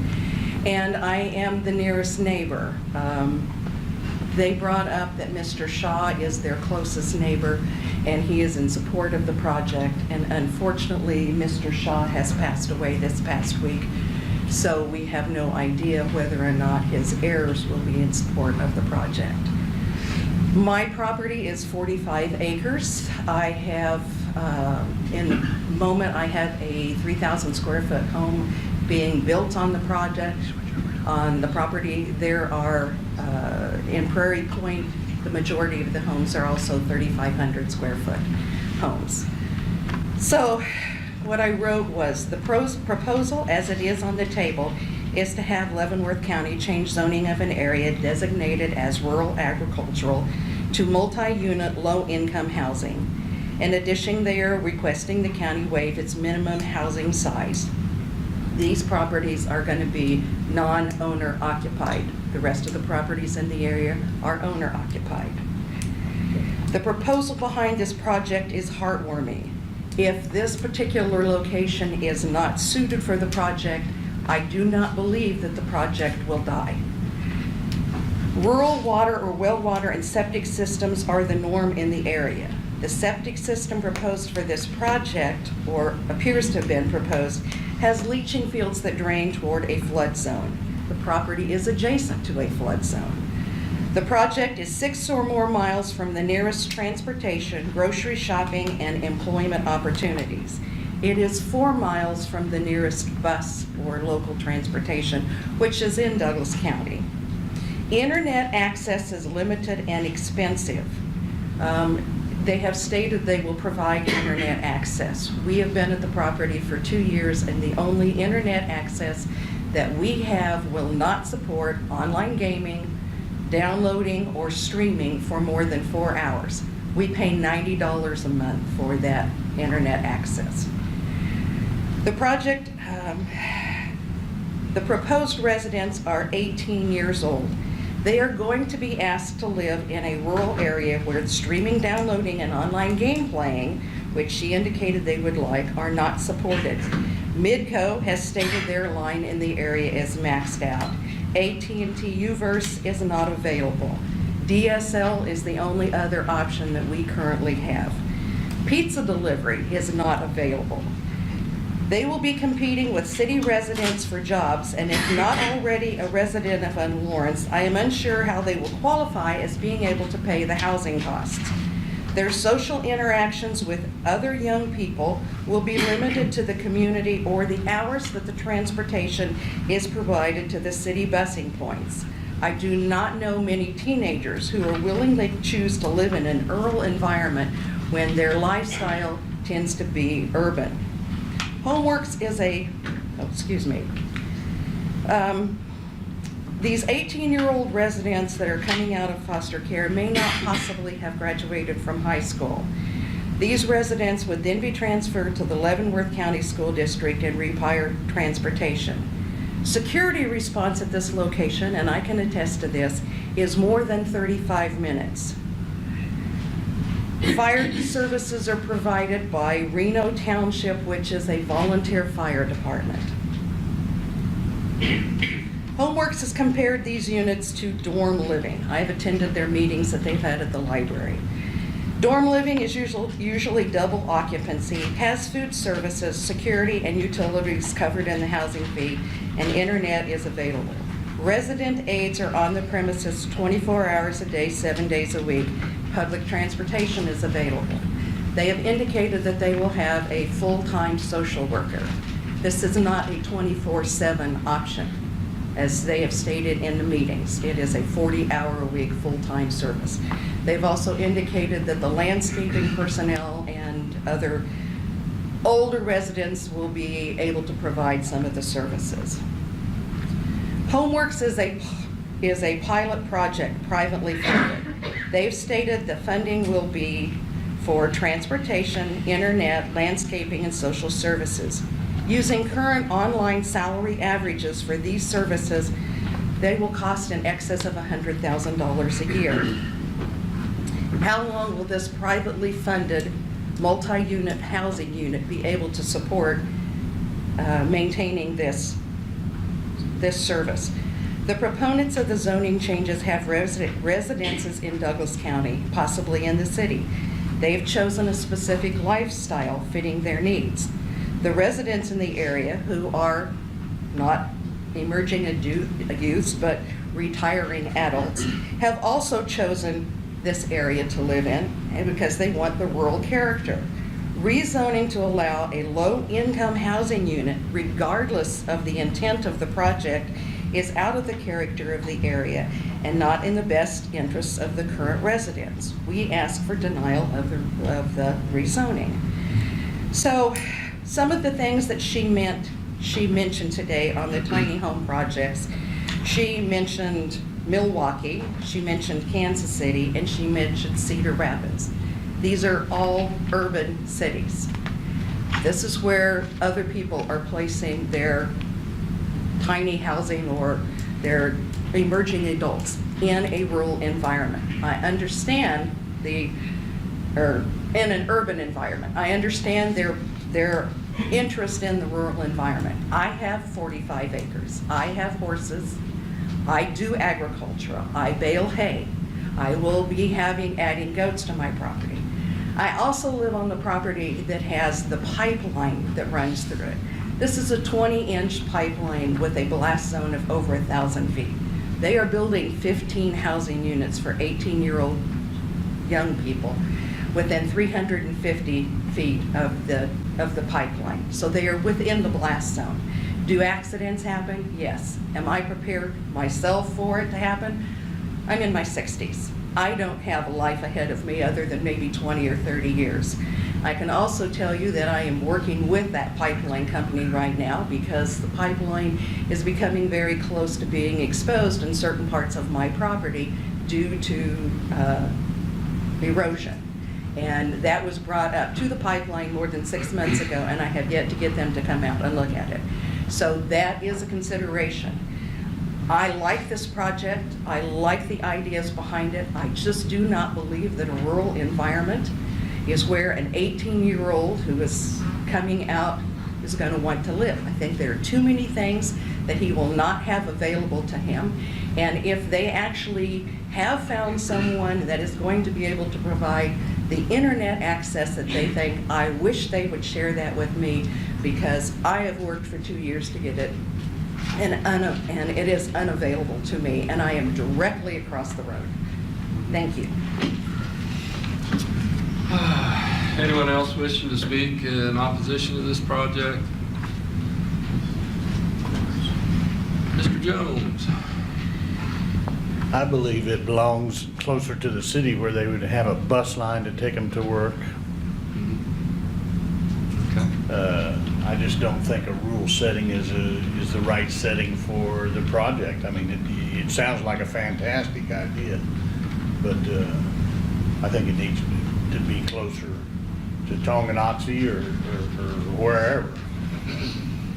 Okay, thank you. Hi, Doug. Name, please. Don Pauly. I support this, but the fire, they can't handle it. If a fire comes, I live probably 6 miles from it. When we had the fire that was 2 doors down the street, Junior Black's old place, it burnt to the ground. That's how long it took us to get there. Is that recently? No, it's been, but that's been several years ago. Oh, okay. When no. Burned again? No, Burned again? they redid Okay. they redid it, and if it hadn't been for the old oak tree, there wouldn't have been nothing there. Okay. Because it was burnt to the ground, and I live literally less than a half a mile away, and I was the first one there. And the police, we're already understaffed in the county for the sheriffs. That's who would have to take care of that call. Tongi isn't gonna take it. Right. No, it's in the county. You know, so you gotta look at Right. the kids. I'm all for this. This would be great. If it was somewhere closer and not dependent upon a volunteer fire department or a stretched sheriff's department that don't have enough calls anyway, enough policemen on the force. I'd like to ask a question of the commission. I don't know this, but is Lansing, do they have a full staff fire department now? Well, it's Fire District 1, and it was Delaware Township, and it became a fire district. So it's a volunteer fire department? Reno Township Volunteer Fire Department. Reno's totally volunteer. Reno, we're still. They don't have paid staff, I don't think. Do they have any? What I'm asking I is, think the chief gets. The chief gets a I think stipend. the fire chief gets money, Yeah. but we all carry pagers and. Can you explain, because I know the difference between the staff and the volunteer, can you explain to anybody that might not know what that means in terms of if you're in your home and you get a call, where do you go? Do you go to the residence that's on fire, or do you go to the firehouse? Basically, you got your full uniform with you if you're at your house. First one that can get to the volunteer fire station grabs a hold of the truck and gets whatever, and then they'll go through the radio. So your fire truck doesn't get to the property until somebody leaves their home to go get the fire truck, to go to the Or place if you that's happen on to be fire. going down the road and just happen the call would be right then and there, then he would be. But basically, it isn't staffed. So it takes more time to get to the David, residence. did you want to speak, David? Mr. Chairman, members of the commission, Commissioner Holland had an inquiry as to, or I believe it may have been Commissioner Smith, whether Fire District Number 1 has full-time staff. I believe Fire District Number 1 is a mix of, they have 1 or 2 full-time Right. staff members. That's what I thought. And volunteers. I'm not aware of any fire district in the county other than the city of Leavenworth that has 24/7 professionally trained staffing. Generally, I know guess that. that's my point, is that here we have a city in town that is not fully staffed, but uses volunteers, and I commend the volunteers for doing that, but it is a slower process, and And it's the same way where you live. right, exactly. So, It's a volunteer fire department, and I live within just a few miles of the fire station, but all the people have got to get there and then come to my house. Okay. Sir? Morning, Commissioner. Steve Rapp, 26193 Chieftain. There's a little piece of this proposal that hasn't been discussed at all. In their proposal, they are saying that they'll open up private trails or trails that are on their private property to the public and make more available uses like that. There's no discussion of how that's managed, where these people park, if there's security. We've been paying attention, and a lot of things have been happening in the Kansas City area on these kind of trails. I am concerned that if that happens, in addition to the impact of these 15 tiny houses, multi-use in a rural environment, that the combination will affect the agricultural environment. The low floodplain is a great place for the deer and migratory birds and things like that. And now you're opening it up to the public, and you got 15 folks plus staff operating. Yes, they're gonna have their fields and things like that, and that may support some of this. But I think, conversely, that that kind of activity will adversely affect this. I agree with most of the people. I think the idea has validity. There's probably a need, but I question, as the county staff trying to look for solutions to this problem? Is it a problem? Is the city of Leavenworth, the city of Tonganoxie raise this up and looking for solutions? I haven't heard it if they are. So lots of promises. Public funding not required, it's all private funding. What happens in the business case if it doesn't work? Now you've got these things sitting out there. So we asked the proponents what happened if they failed, and they said they will not fail. They said they're going to provide the bus services. They say they're going to do this. They're going to plan the sewers. It's all private funded. And they won't divulge any of their business cases on rent and things like that to us. So we have no idea. I'm just wondering, is the business case valid or not? Will people, if they Field of Dreams, if they build it, will they come? I can't answer that. I still think it should be denied. Thank you. Well, and that's why I want to table this, because I want to visit the site. I want to make some calls, you know, state level. I mean, I want to do my homework on this. Like I said, we don't go to the planning commission meetings, so when we get a briefing report, and you know. Actually, we're not allowed to go. Well, yeah, that's what I meant. So when we get all this stuff, and this one here is a big one, I'll admit. You know, the rest of them were pretty cut and dried. I think I need more time. I need more time, and I don't know how the other commissioners feel, but I also know that we do have a new commissioner coming on within the next couple weeks, and I would just feel comfortable tabling this. Well, Doug, excuse me, Chairman. You know, I go back to an old saying, and I don't know who did this saying, but if not now, when? And I mean, I see there are problems, but I tell you one thing, I would rather see a community like this out in the country rather than a community like this in the inner city or in the cities. I think you're going to have greater problems. Yeah, I agree, Commissioner, but I just would like to get some more information and make sure that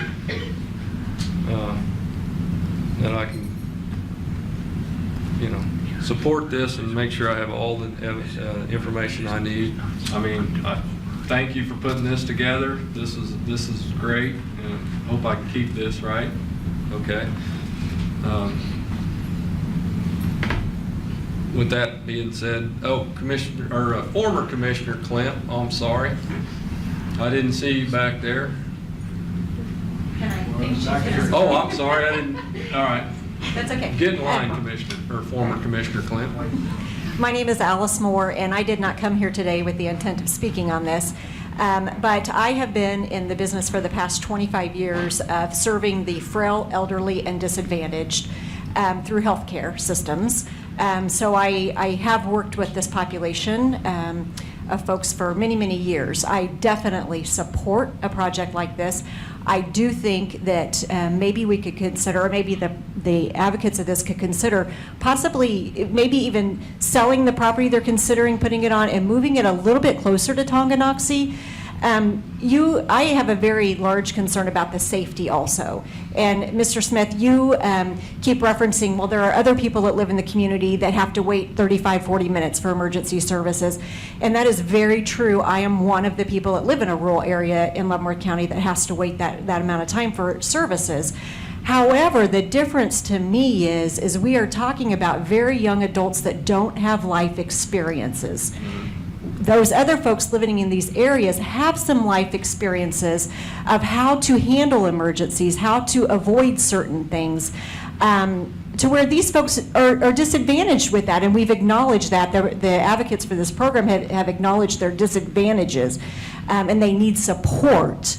And so I think we do them a great disjustice by putting them out there where they can't get emergency help when they need it in a timely manner. And they don't really have those life experiences that have taught him how to handle certain things. So that's my comment to that, is what's the difference between this population and the population that are already living there, is most of the people who are living in rural areas are, as somebody else said, moving more towards retirement than emerging into the workforce. So that's just my comment. Thank you. Mr. Klemp? Louis Klemp, 1816 Pine Ridge Drive, Leavenworth, Kansas. I appreciated her saying that she's for 25 years, while I've been paying taxes for 64 years.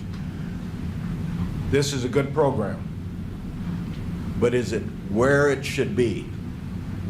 I can see, and all three presentations have been great, the main three, not just us that come up and voice a little opinion, but it is not in the right place.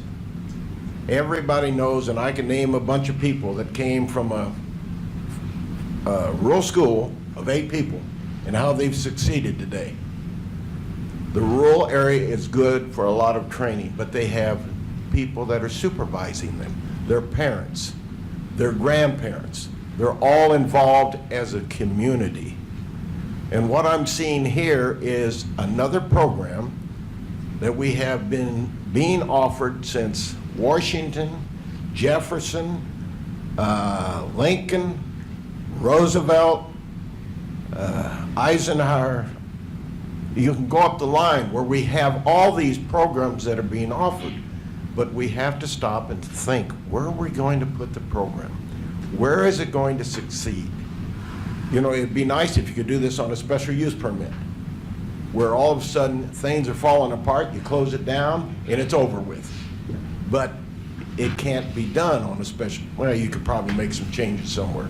But it's just not in the right place, and it's a shame because you know, the water, you look up here in the northeast end of Leavenworth and how they could build, the structure is already there, the sewers, electricity, the water, but it's not the right environment. And so, but this is not the right environment, putting it in a rural area. It just, and I think you've hit it on the head. It needs to have, and serious, it needs to have more study and a moving study, not, well, we're looking into it. Get a good study going and find out what they can do, where they can do it, and get the other communities involved. Because everybody says, put it down Tonganoxie.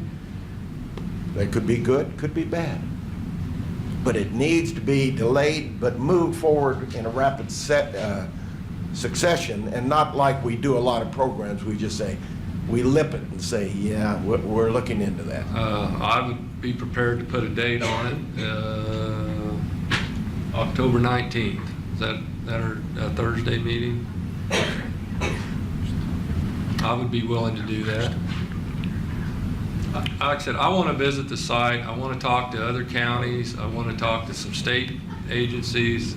I want to get more information on this. Yes. October 19th is when you would be visiting the site? No, when we would bring this back again to this board. Any chance that that could be changed to the board meeting after?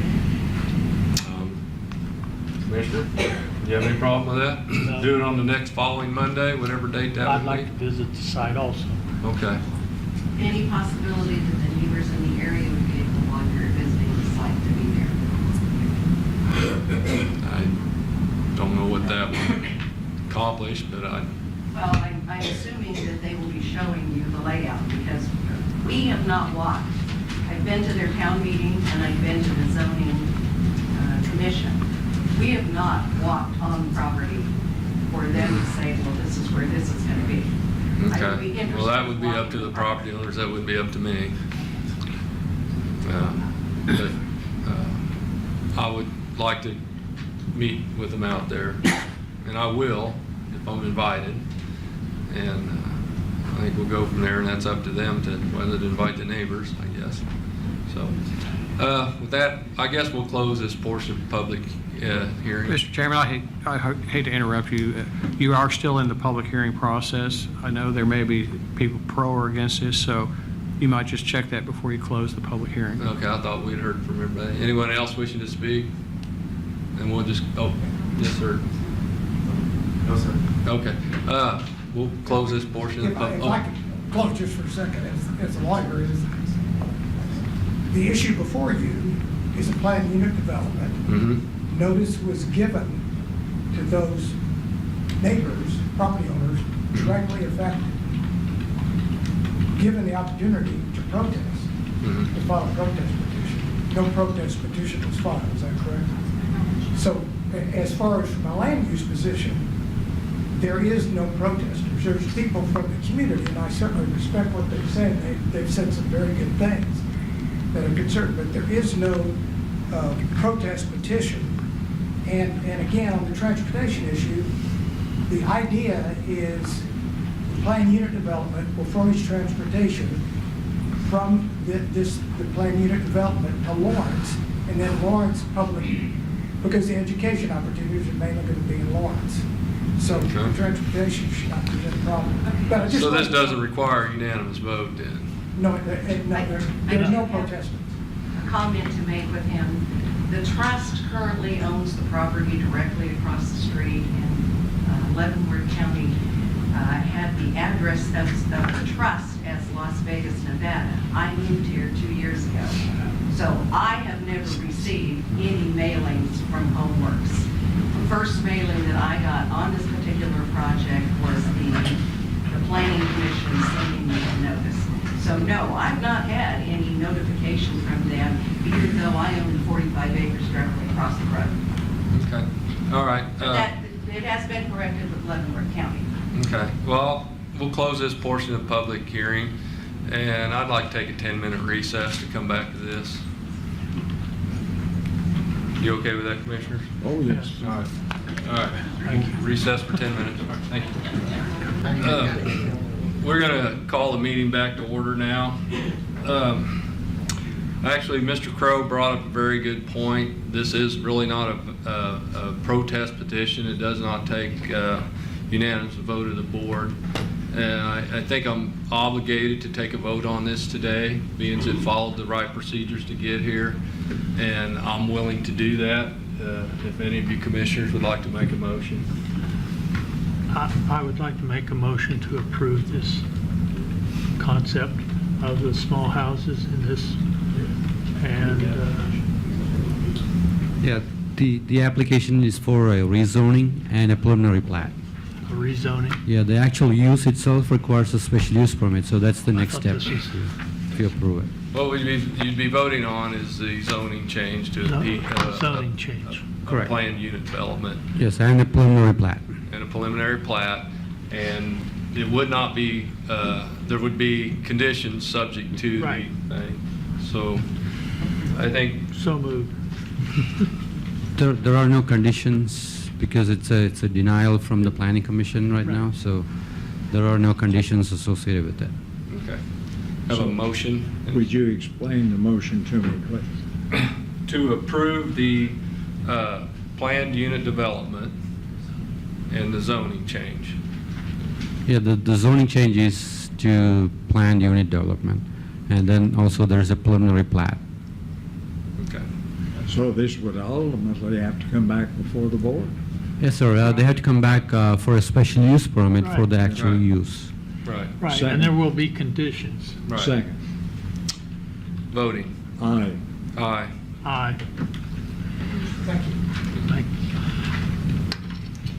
With that being said, we will have to come back to the board with conditions of this, so, and a special use permit, or a conditional use permit. What do you have next? Commissioners, this is case number DEV-17-087. This is a special use permit request by Miss Leanne Shear for a dog kennel.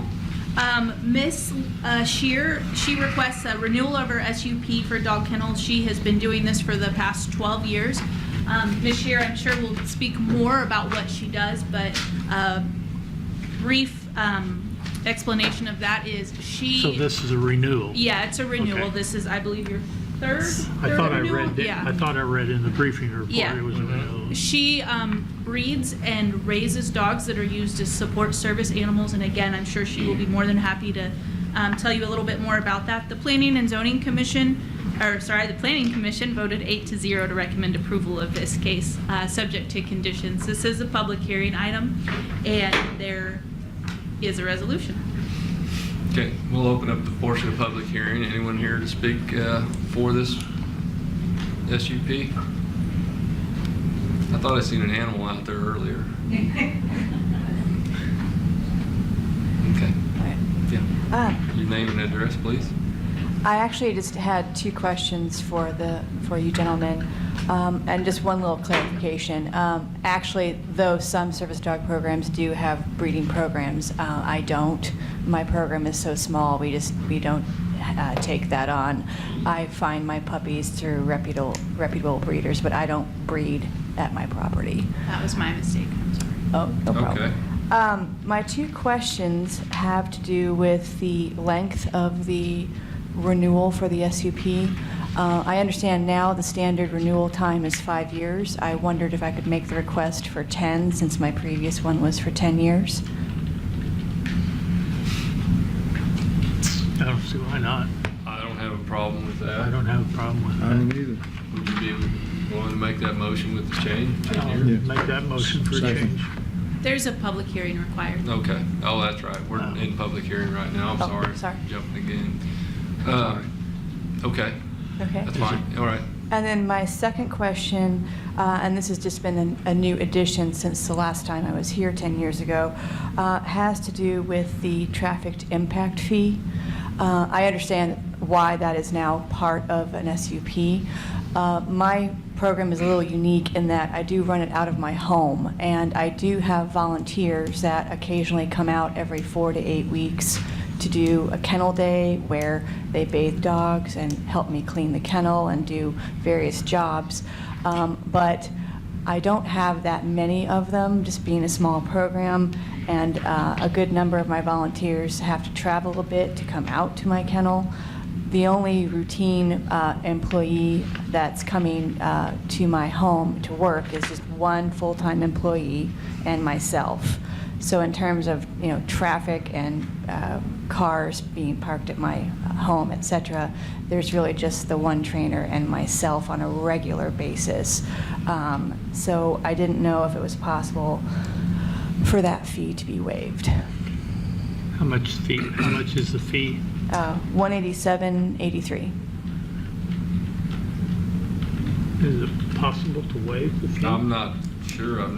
We've never had that request before. That's what I said. I've never had, And I've been here 7 years and I've never had. It's a that standard request. fee for all the special use permits, so if you waive one Yeah, as I permit, say, then So, could- so for 10 years, it still would be the same fee? same. Right. That's why we kind of go for, we like to, especially somebody that's on a renewal, go to 10 years, and so they don't have to keep paying that fee every 5 years or whatever. So, That's a one-time fee, it's not. Oh, okay. Well, that was my other question, just because this has been new to me since the Okay. last time I was here. Okay, so, all right. I understand better now. Thank you. all right. That was it Anything from my else? end. All right. Anyone else for this special use permit? Anyone opposed to it? Seeing none, we'll close that portion of public hearing and we'll entertain a motion I move approval, with 10 years. 10 years. Second. Voting. Aye. Aye. Aye. Thank you. Thank you. Commissioners, there is a resolution. Also, there should be a resolution for the rezoning to a PUD. We did not bring What's that the up today. Oh, we did not. Resolution number? We can do it. Do we want to do the The PUD first. 54? 54. I move approval of resolution 2054. Is that the Second. right number? 54? 54. 2017-54. All right. Voting. Aye. Aye. Aye. And then the resolution for Ms. Shear. Make a motion for resolution number 2017-55 for approval. Second. Voting. Aye. Aye. Aye. Thank you. Commissioners, this is case number DEV 17-089 Wilburn Ridge. CNA Investments, approached the Planning and Zoning Department a couple of months ago about an event center for weddings, reception, and other events. The business will be located on an 80-acre parcel. The applicants plan to host weddings and events throughout the year. They plan to build a new event center and building among several others. They'll be using 1.6 acres of parking to accommodate the events. This would be subject to conditions, of course. The Planning Commission voted 8-0 to recommend approval of case number DEV 17-089, subject to conditions. Okay, and this requires a public hearing. And we'll Yes, open sir, up there public is a hearing. resolution. Anyone wishing to speak in favor of this? I guess I will. My name is Alice Moore, and my husband and I own CNA Investments, so we are the one proposing this project. You did a great job explaining it, thank you. I guess I have 2 points that I'd like to make, is that the Planning and Zoning Commission that we met with on September 13th recommended approval for our business hours to be till midnight on Fridays and Saturdays, where the staff recommended that they only be till 11. So we are asking that you please approve our hours to be until midnight on Fridays and Saturdays. And then also, we are also asking that you please consider a 10-year special use permit for this project, given the significant investment, which is going to be close to $1 million that we will have invested in this project. So given that significant investment, we are asking for your consideration for a 10-year special use permit for that. And also, I just want to point out that during the initial public hearing, there were neighbors here, but we were met with no opposition for this project from any neighbors. So I thank you for your consideration. All right. So this will be a new facility. And there is currently a historic home on the property that we believe, we've been told, was built in 1865 and was on the Santa Fe Trail. So it was used as a stagecoach inn back in the 1800s. So our goal is to preserve that house, but the building that we will use for events will be a new 8,000 square foot building that will have a lot of stone, stucco, and a lot of landscaping on the exterior portion. I guess, Mr. Joseph, this is in any city limit 3-mile jurisdiction? It's outside of? Yeah, it's outside the 3 mile, 3 mile yes. jurisdiction of any Yeah. city? That's not in an urban growth area. This is probably off. Had you been reusing an old barn, would that fall under the agritourism thing? Didn't Johnson County just have a legal issue on one of them? Well, it depends on what you're using it Yeah. for. This is actually for a private event. So Yeah, there- but I thought there was an agritourism law. I think you're right. That just went to court, and I thought, being as it was reusing the old barn, it's still considered agritourism. They didn't fall under any special use permit or any conditional use permits. But this is entirely different. I was just, for future, but if they're building a brand new 8,000 square foot building, well, can't wait to get taxes off of that. But, Well, I'm sure it's going to be remodeled a little bit. yeah. Anyone else wishing to speak for this project? Anyone in opposition to this project? Then I'll close this portion of public hearing. And I just wanted to clarify something, and it was originally, they asked for midnight on Friday and Saturday. There was discussion in the planning commission to move that to 11, but the final motion was to have Friday and Saturday at midnight. Were those the only nights that you were requesting midnight, so I can make sure that the resolution is correct? And that's Yes, what ma'am. the resolution is for. For Okay, midnight. yes, So- ma'am, just Friday and Saturday night. Okay, yep. Okay. Commissioners? I move approval. Second? Voting. Aye. Aye. Aye. And then we'll need a resolution. Yes. And was that for 10 years, Commissioner? Yes. Yes. Or that's what I thought it Yeah, was. yeah. That kind of investment, yes. Was that kind of investment. I think we run into that one other time. Right. Resolution 56. I make a motion that we approve Resolution 2017-56. Second.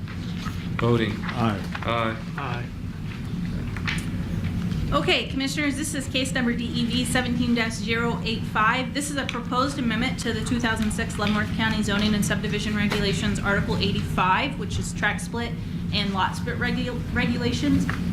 You may recall that at the beginning of this year, we brought forward a new regulation for boundary line adjustments that would allow some latitude on the planning staff's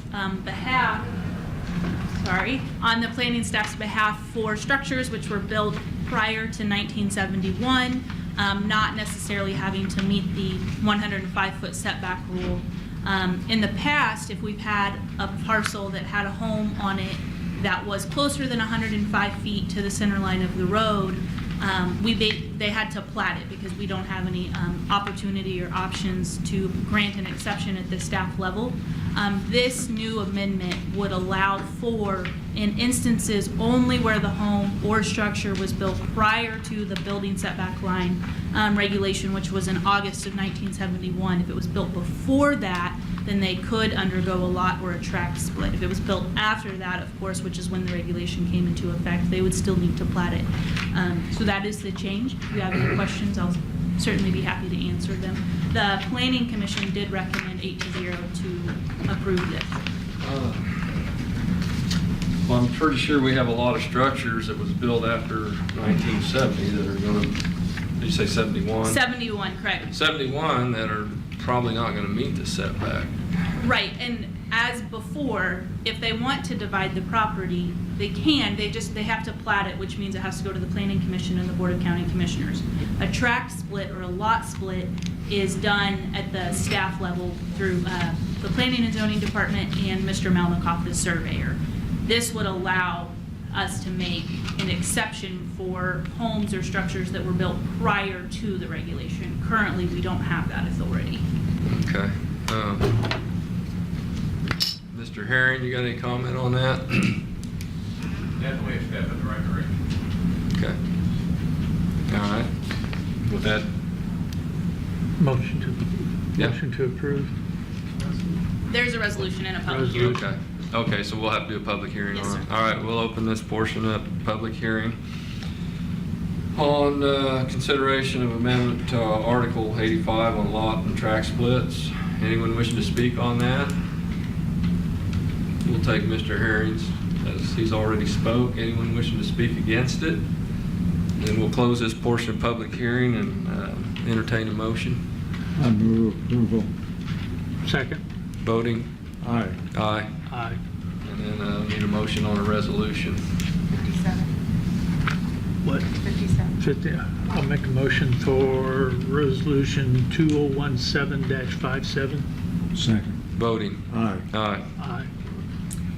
And finally, this is case number DEB-17-091, a proposed amendment to the 2006 Leavenworth County Zoning and Subdivision Regulations, Article 19, Table of Uses.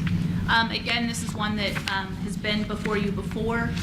This is to to modify the addition of the custom cabinetry, which we did add to the Article 19 Table of Uses a few months ago. However, that ended up being a little more restrictive than we had intended it being. So what we have done previously, structures that were greater than 7,501 feet were not allowed in B2 zoning. So the change is that would now be an allowed use in B2 zoning. It would not be an allowed use in B1 zoning. Structures less than 7,500 square feet would be allowed in B1 with a special use permit, and in the rural areas of the county with a special use permit.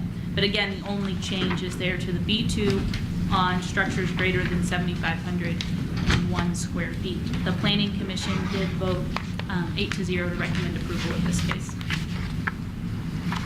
Any questions, Commissioners? I don't It's a have public any. hearing item, yes. There is a resolution. We'll open up for public hearing. Anyone to speak for this change? Seeing none, anyone wish to speak in opposition of this change? We'll close that portion of public hearing. So I need a motion on Article 19. Motion to approve Article 19. It would be amendments Amendment to to. Article 19, I should have said. Yeah. Okay. Second. Voting? Aye. Aye. Aye. And then I'll need a motion on a resolution. 58. I'll make a motion for 2017-58 resolution for approval. Second. Voting? Aye. Aye. Aye. Okay. Anything else?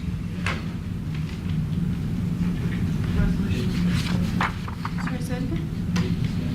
Yes, there is a Hayden's guy, resolution for I got Mr. that Hayden. right here, I'm sorry. We need to approve that resolution for the Hayden's Gun Shop. You remember the Oh, yeah. the guy Yeah. had to get the insurance?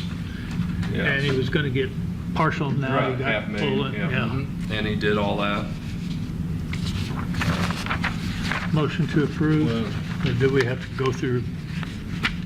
It's already been approved, we just gotta do the resolution. Yeah, just got to do the resolution for 59.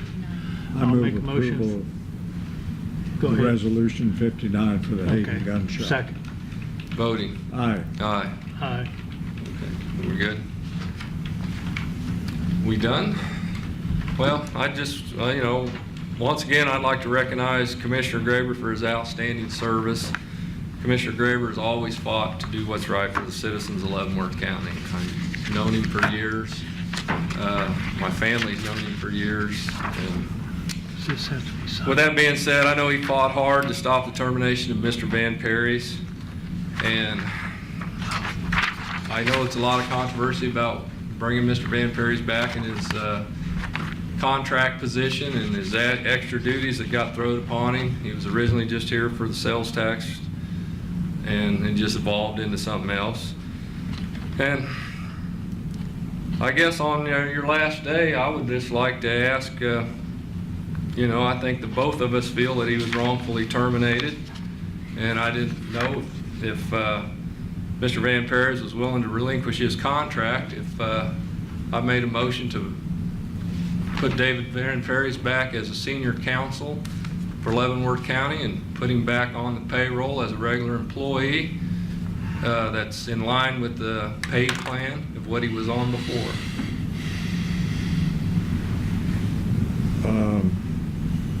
I don't know if David would be willing to do that, but I would be willing to do that. Mr. Van Paris, do you have any response? Well, Commissioner, generally a motion's been made, if the motion was seconded, and then be open for discussion. Well, I'll second All right, well, I'd say Mr. Van Perez would agree to relinquish his contract and just go back as a senior county councilor with the salary that would be determined with the county administrator in line with the pay plan. And I think he should have his 27 years of longevity reinstated, as long with his regular annual leave, like he used to get. it. I only have one question to the chairman. Can he automatically go back on the health insurance? Isn't there a waiting period? Commissioner Graber, Chairman Mr. Smith, Commissioners Holland, I would certainly be willing to transition from a contractor to an employee. I think there is a waiting period for health care. Through COBRA, I've already been participating in the county health care program through my spouse. I think that coverage could be continuous during that period. So I think the short answer is yes. I'd like to digress a moment. I was made county councilor in May of 1990, and I've worked, I believe, as diligently as I have been able to for all of my foibles during that period of time. I've seen this county make significant steps in progress. I've worked with a lot of commissions. Indirectly, I'm working with this commission. I'm hopeful I could work with future commissions. I can tell you that there is nobody who wishes more than the conflicts that have arisen over the last year and a half to 2 years had never occurred. Could have been prevented one way. We had a county administrator who I had hoped would be able to guide the commission and the various department heads and elected officials through conflict. Unfortunately, that never occurred. It's caused a great deal of anguish and turmoil to everybody involved. And it has cost the taxpayers not just additional fees that are being paid, but I think more importantly, it's cost I'm going to use the morale of the employees of the county during that period of time. I think everybody wants to move past that time frame. And I'm still hopeful that there is some means by which that can be accomplished with as little conflict and quite frankly, as little complication in the future and expeditiously in the future. A new commission will be taking your place, Commissioner Graber. And I want to mirror what, well, he's not a former commissioner. Well, former Commissioner Clem did congratulate you on your service. And Mr. Mike Crow, one of the most respected attorneys in the state of Kansas, likewise saluted you for your service. And I think everybody in this room feels that way towards you. I would be honored to consider that if it's an offer.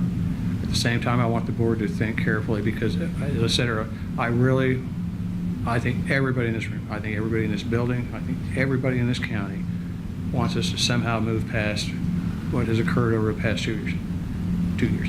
Is it fully realizable to reach that goal? Maybe, maybe not, but I think it's incumbent upon all of us to try to do so. So I just want to let you know I don't hold grudges. I don't like to think people hold grudges against me. It accomplishes nothing. So all that having been said, the contract that I'm currently under does roughly compensate me for between health insurance, group life insurance, and other benefits, participation in CAPERS, which is still a good plan, despite what anybody says about it. It's still roughly being compensated. But more importantly, I want to tell you, I personally am committed to the county. I'm committed to helping the county through a role as senior county counselor, or contractor. So I certainly would be willing to cooperate in any endeavor to do that. Titles are just that. It's not your title, it's what you do and what you try to accomplish. And I'd like to work towards accomplishing goals of the county. So we've got a motion and a second. Any more discussion? Well, I'd like to know that if we legally can bring him back as an employee. And would you repeat what you said, Bob? I said I'd like to know if we can legally bring him back as an employee, being he was terminated for cause. This board sets policy. I know you've reinstated other employees who were wrongfully terminated. I've got a motion and a second. You open it for discussion? I have a comment. I have a question. All right. Adrian Hughes, Administrative Lead Deputy County Counselor. As you're discussing bringing Mr. Perez back as Senior County Counselor, could you describe to the public what the role of the Senior County Counselor would be, as no job description has been placed in front of the public, and his capabilities as to personnel matters, and how, and the second question is his role in the current contract situation, as he clearly has a personal benefit of getting his job back if the employees aren't here, just like you're doing right now, what that means for his role going forward in that litigation. His title would be Senior County Counselor, not County Counselor or Deputy County Counselor.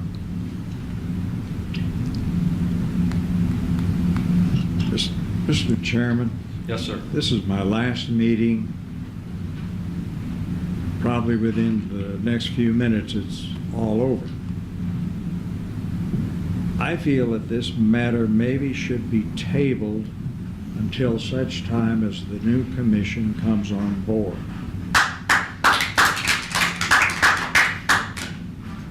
Amen, sir. Well, do you feel that Mr. Van Perry's his termination was for cause, or do you feel it was political?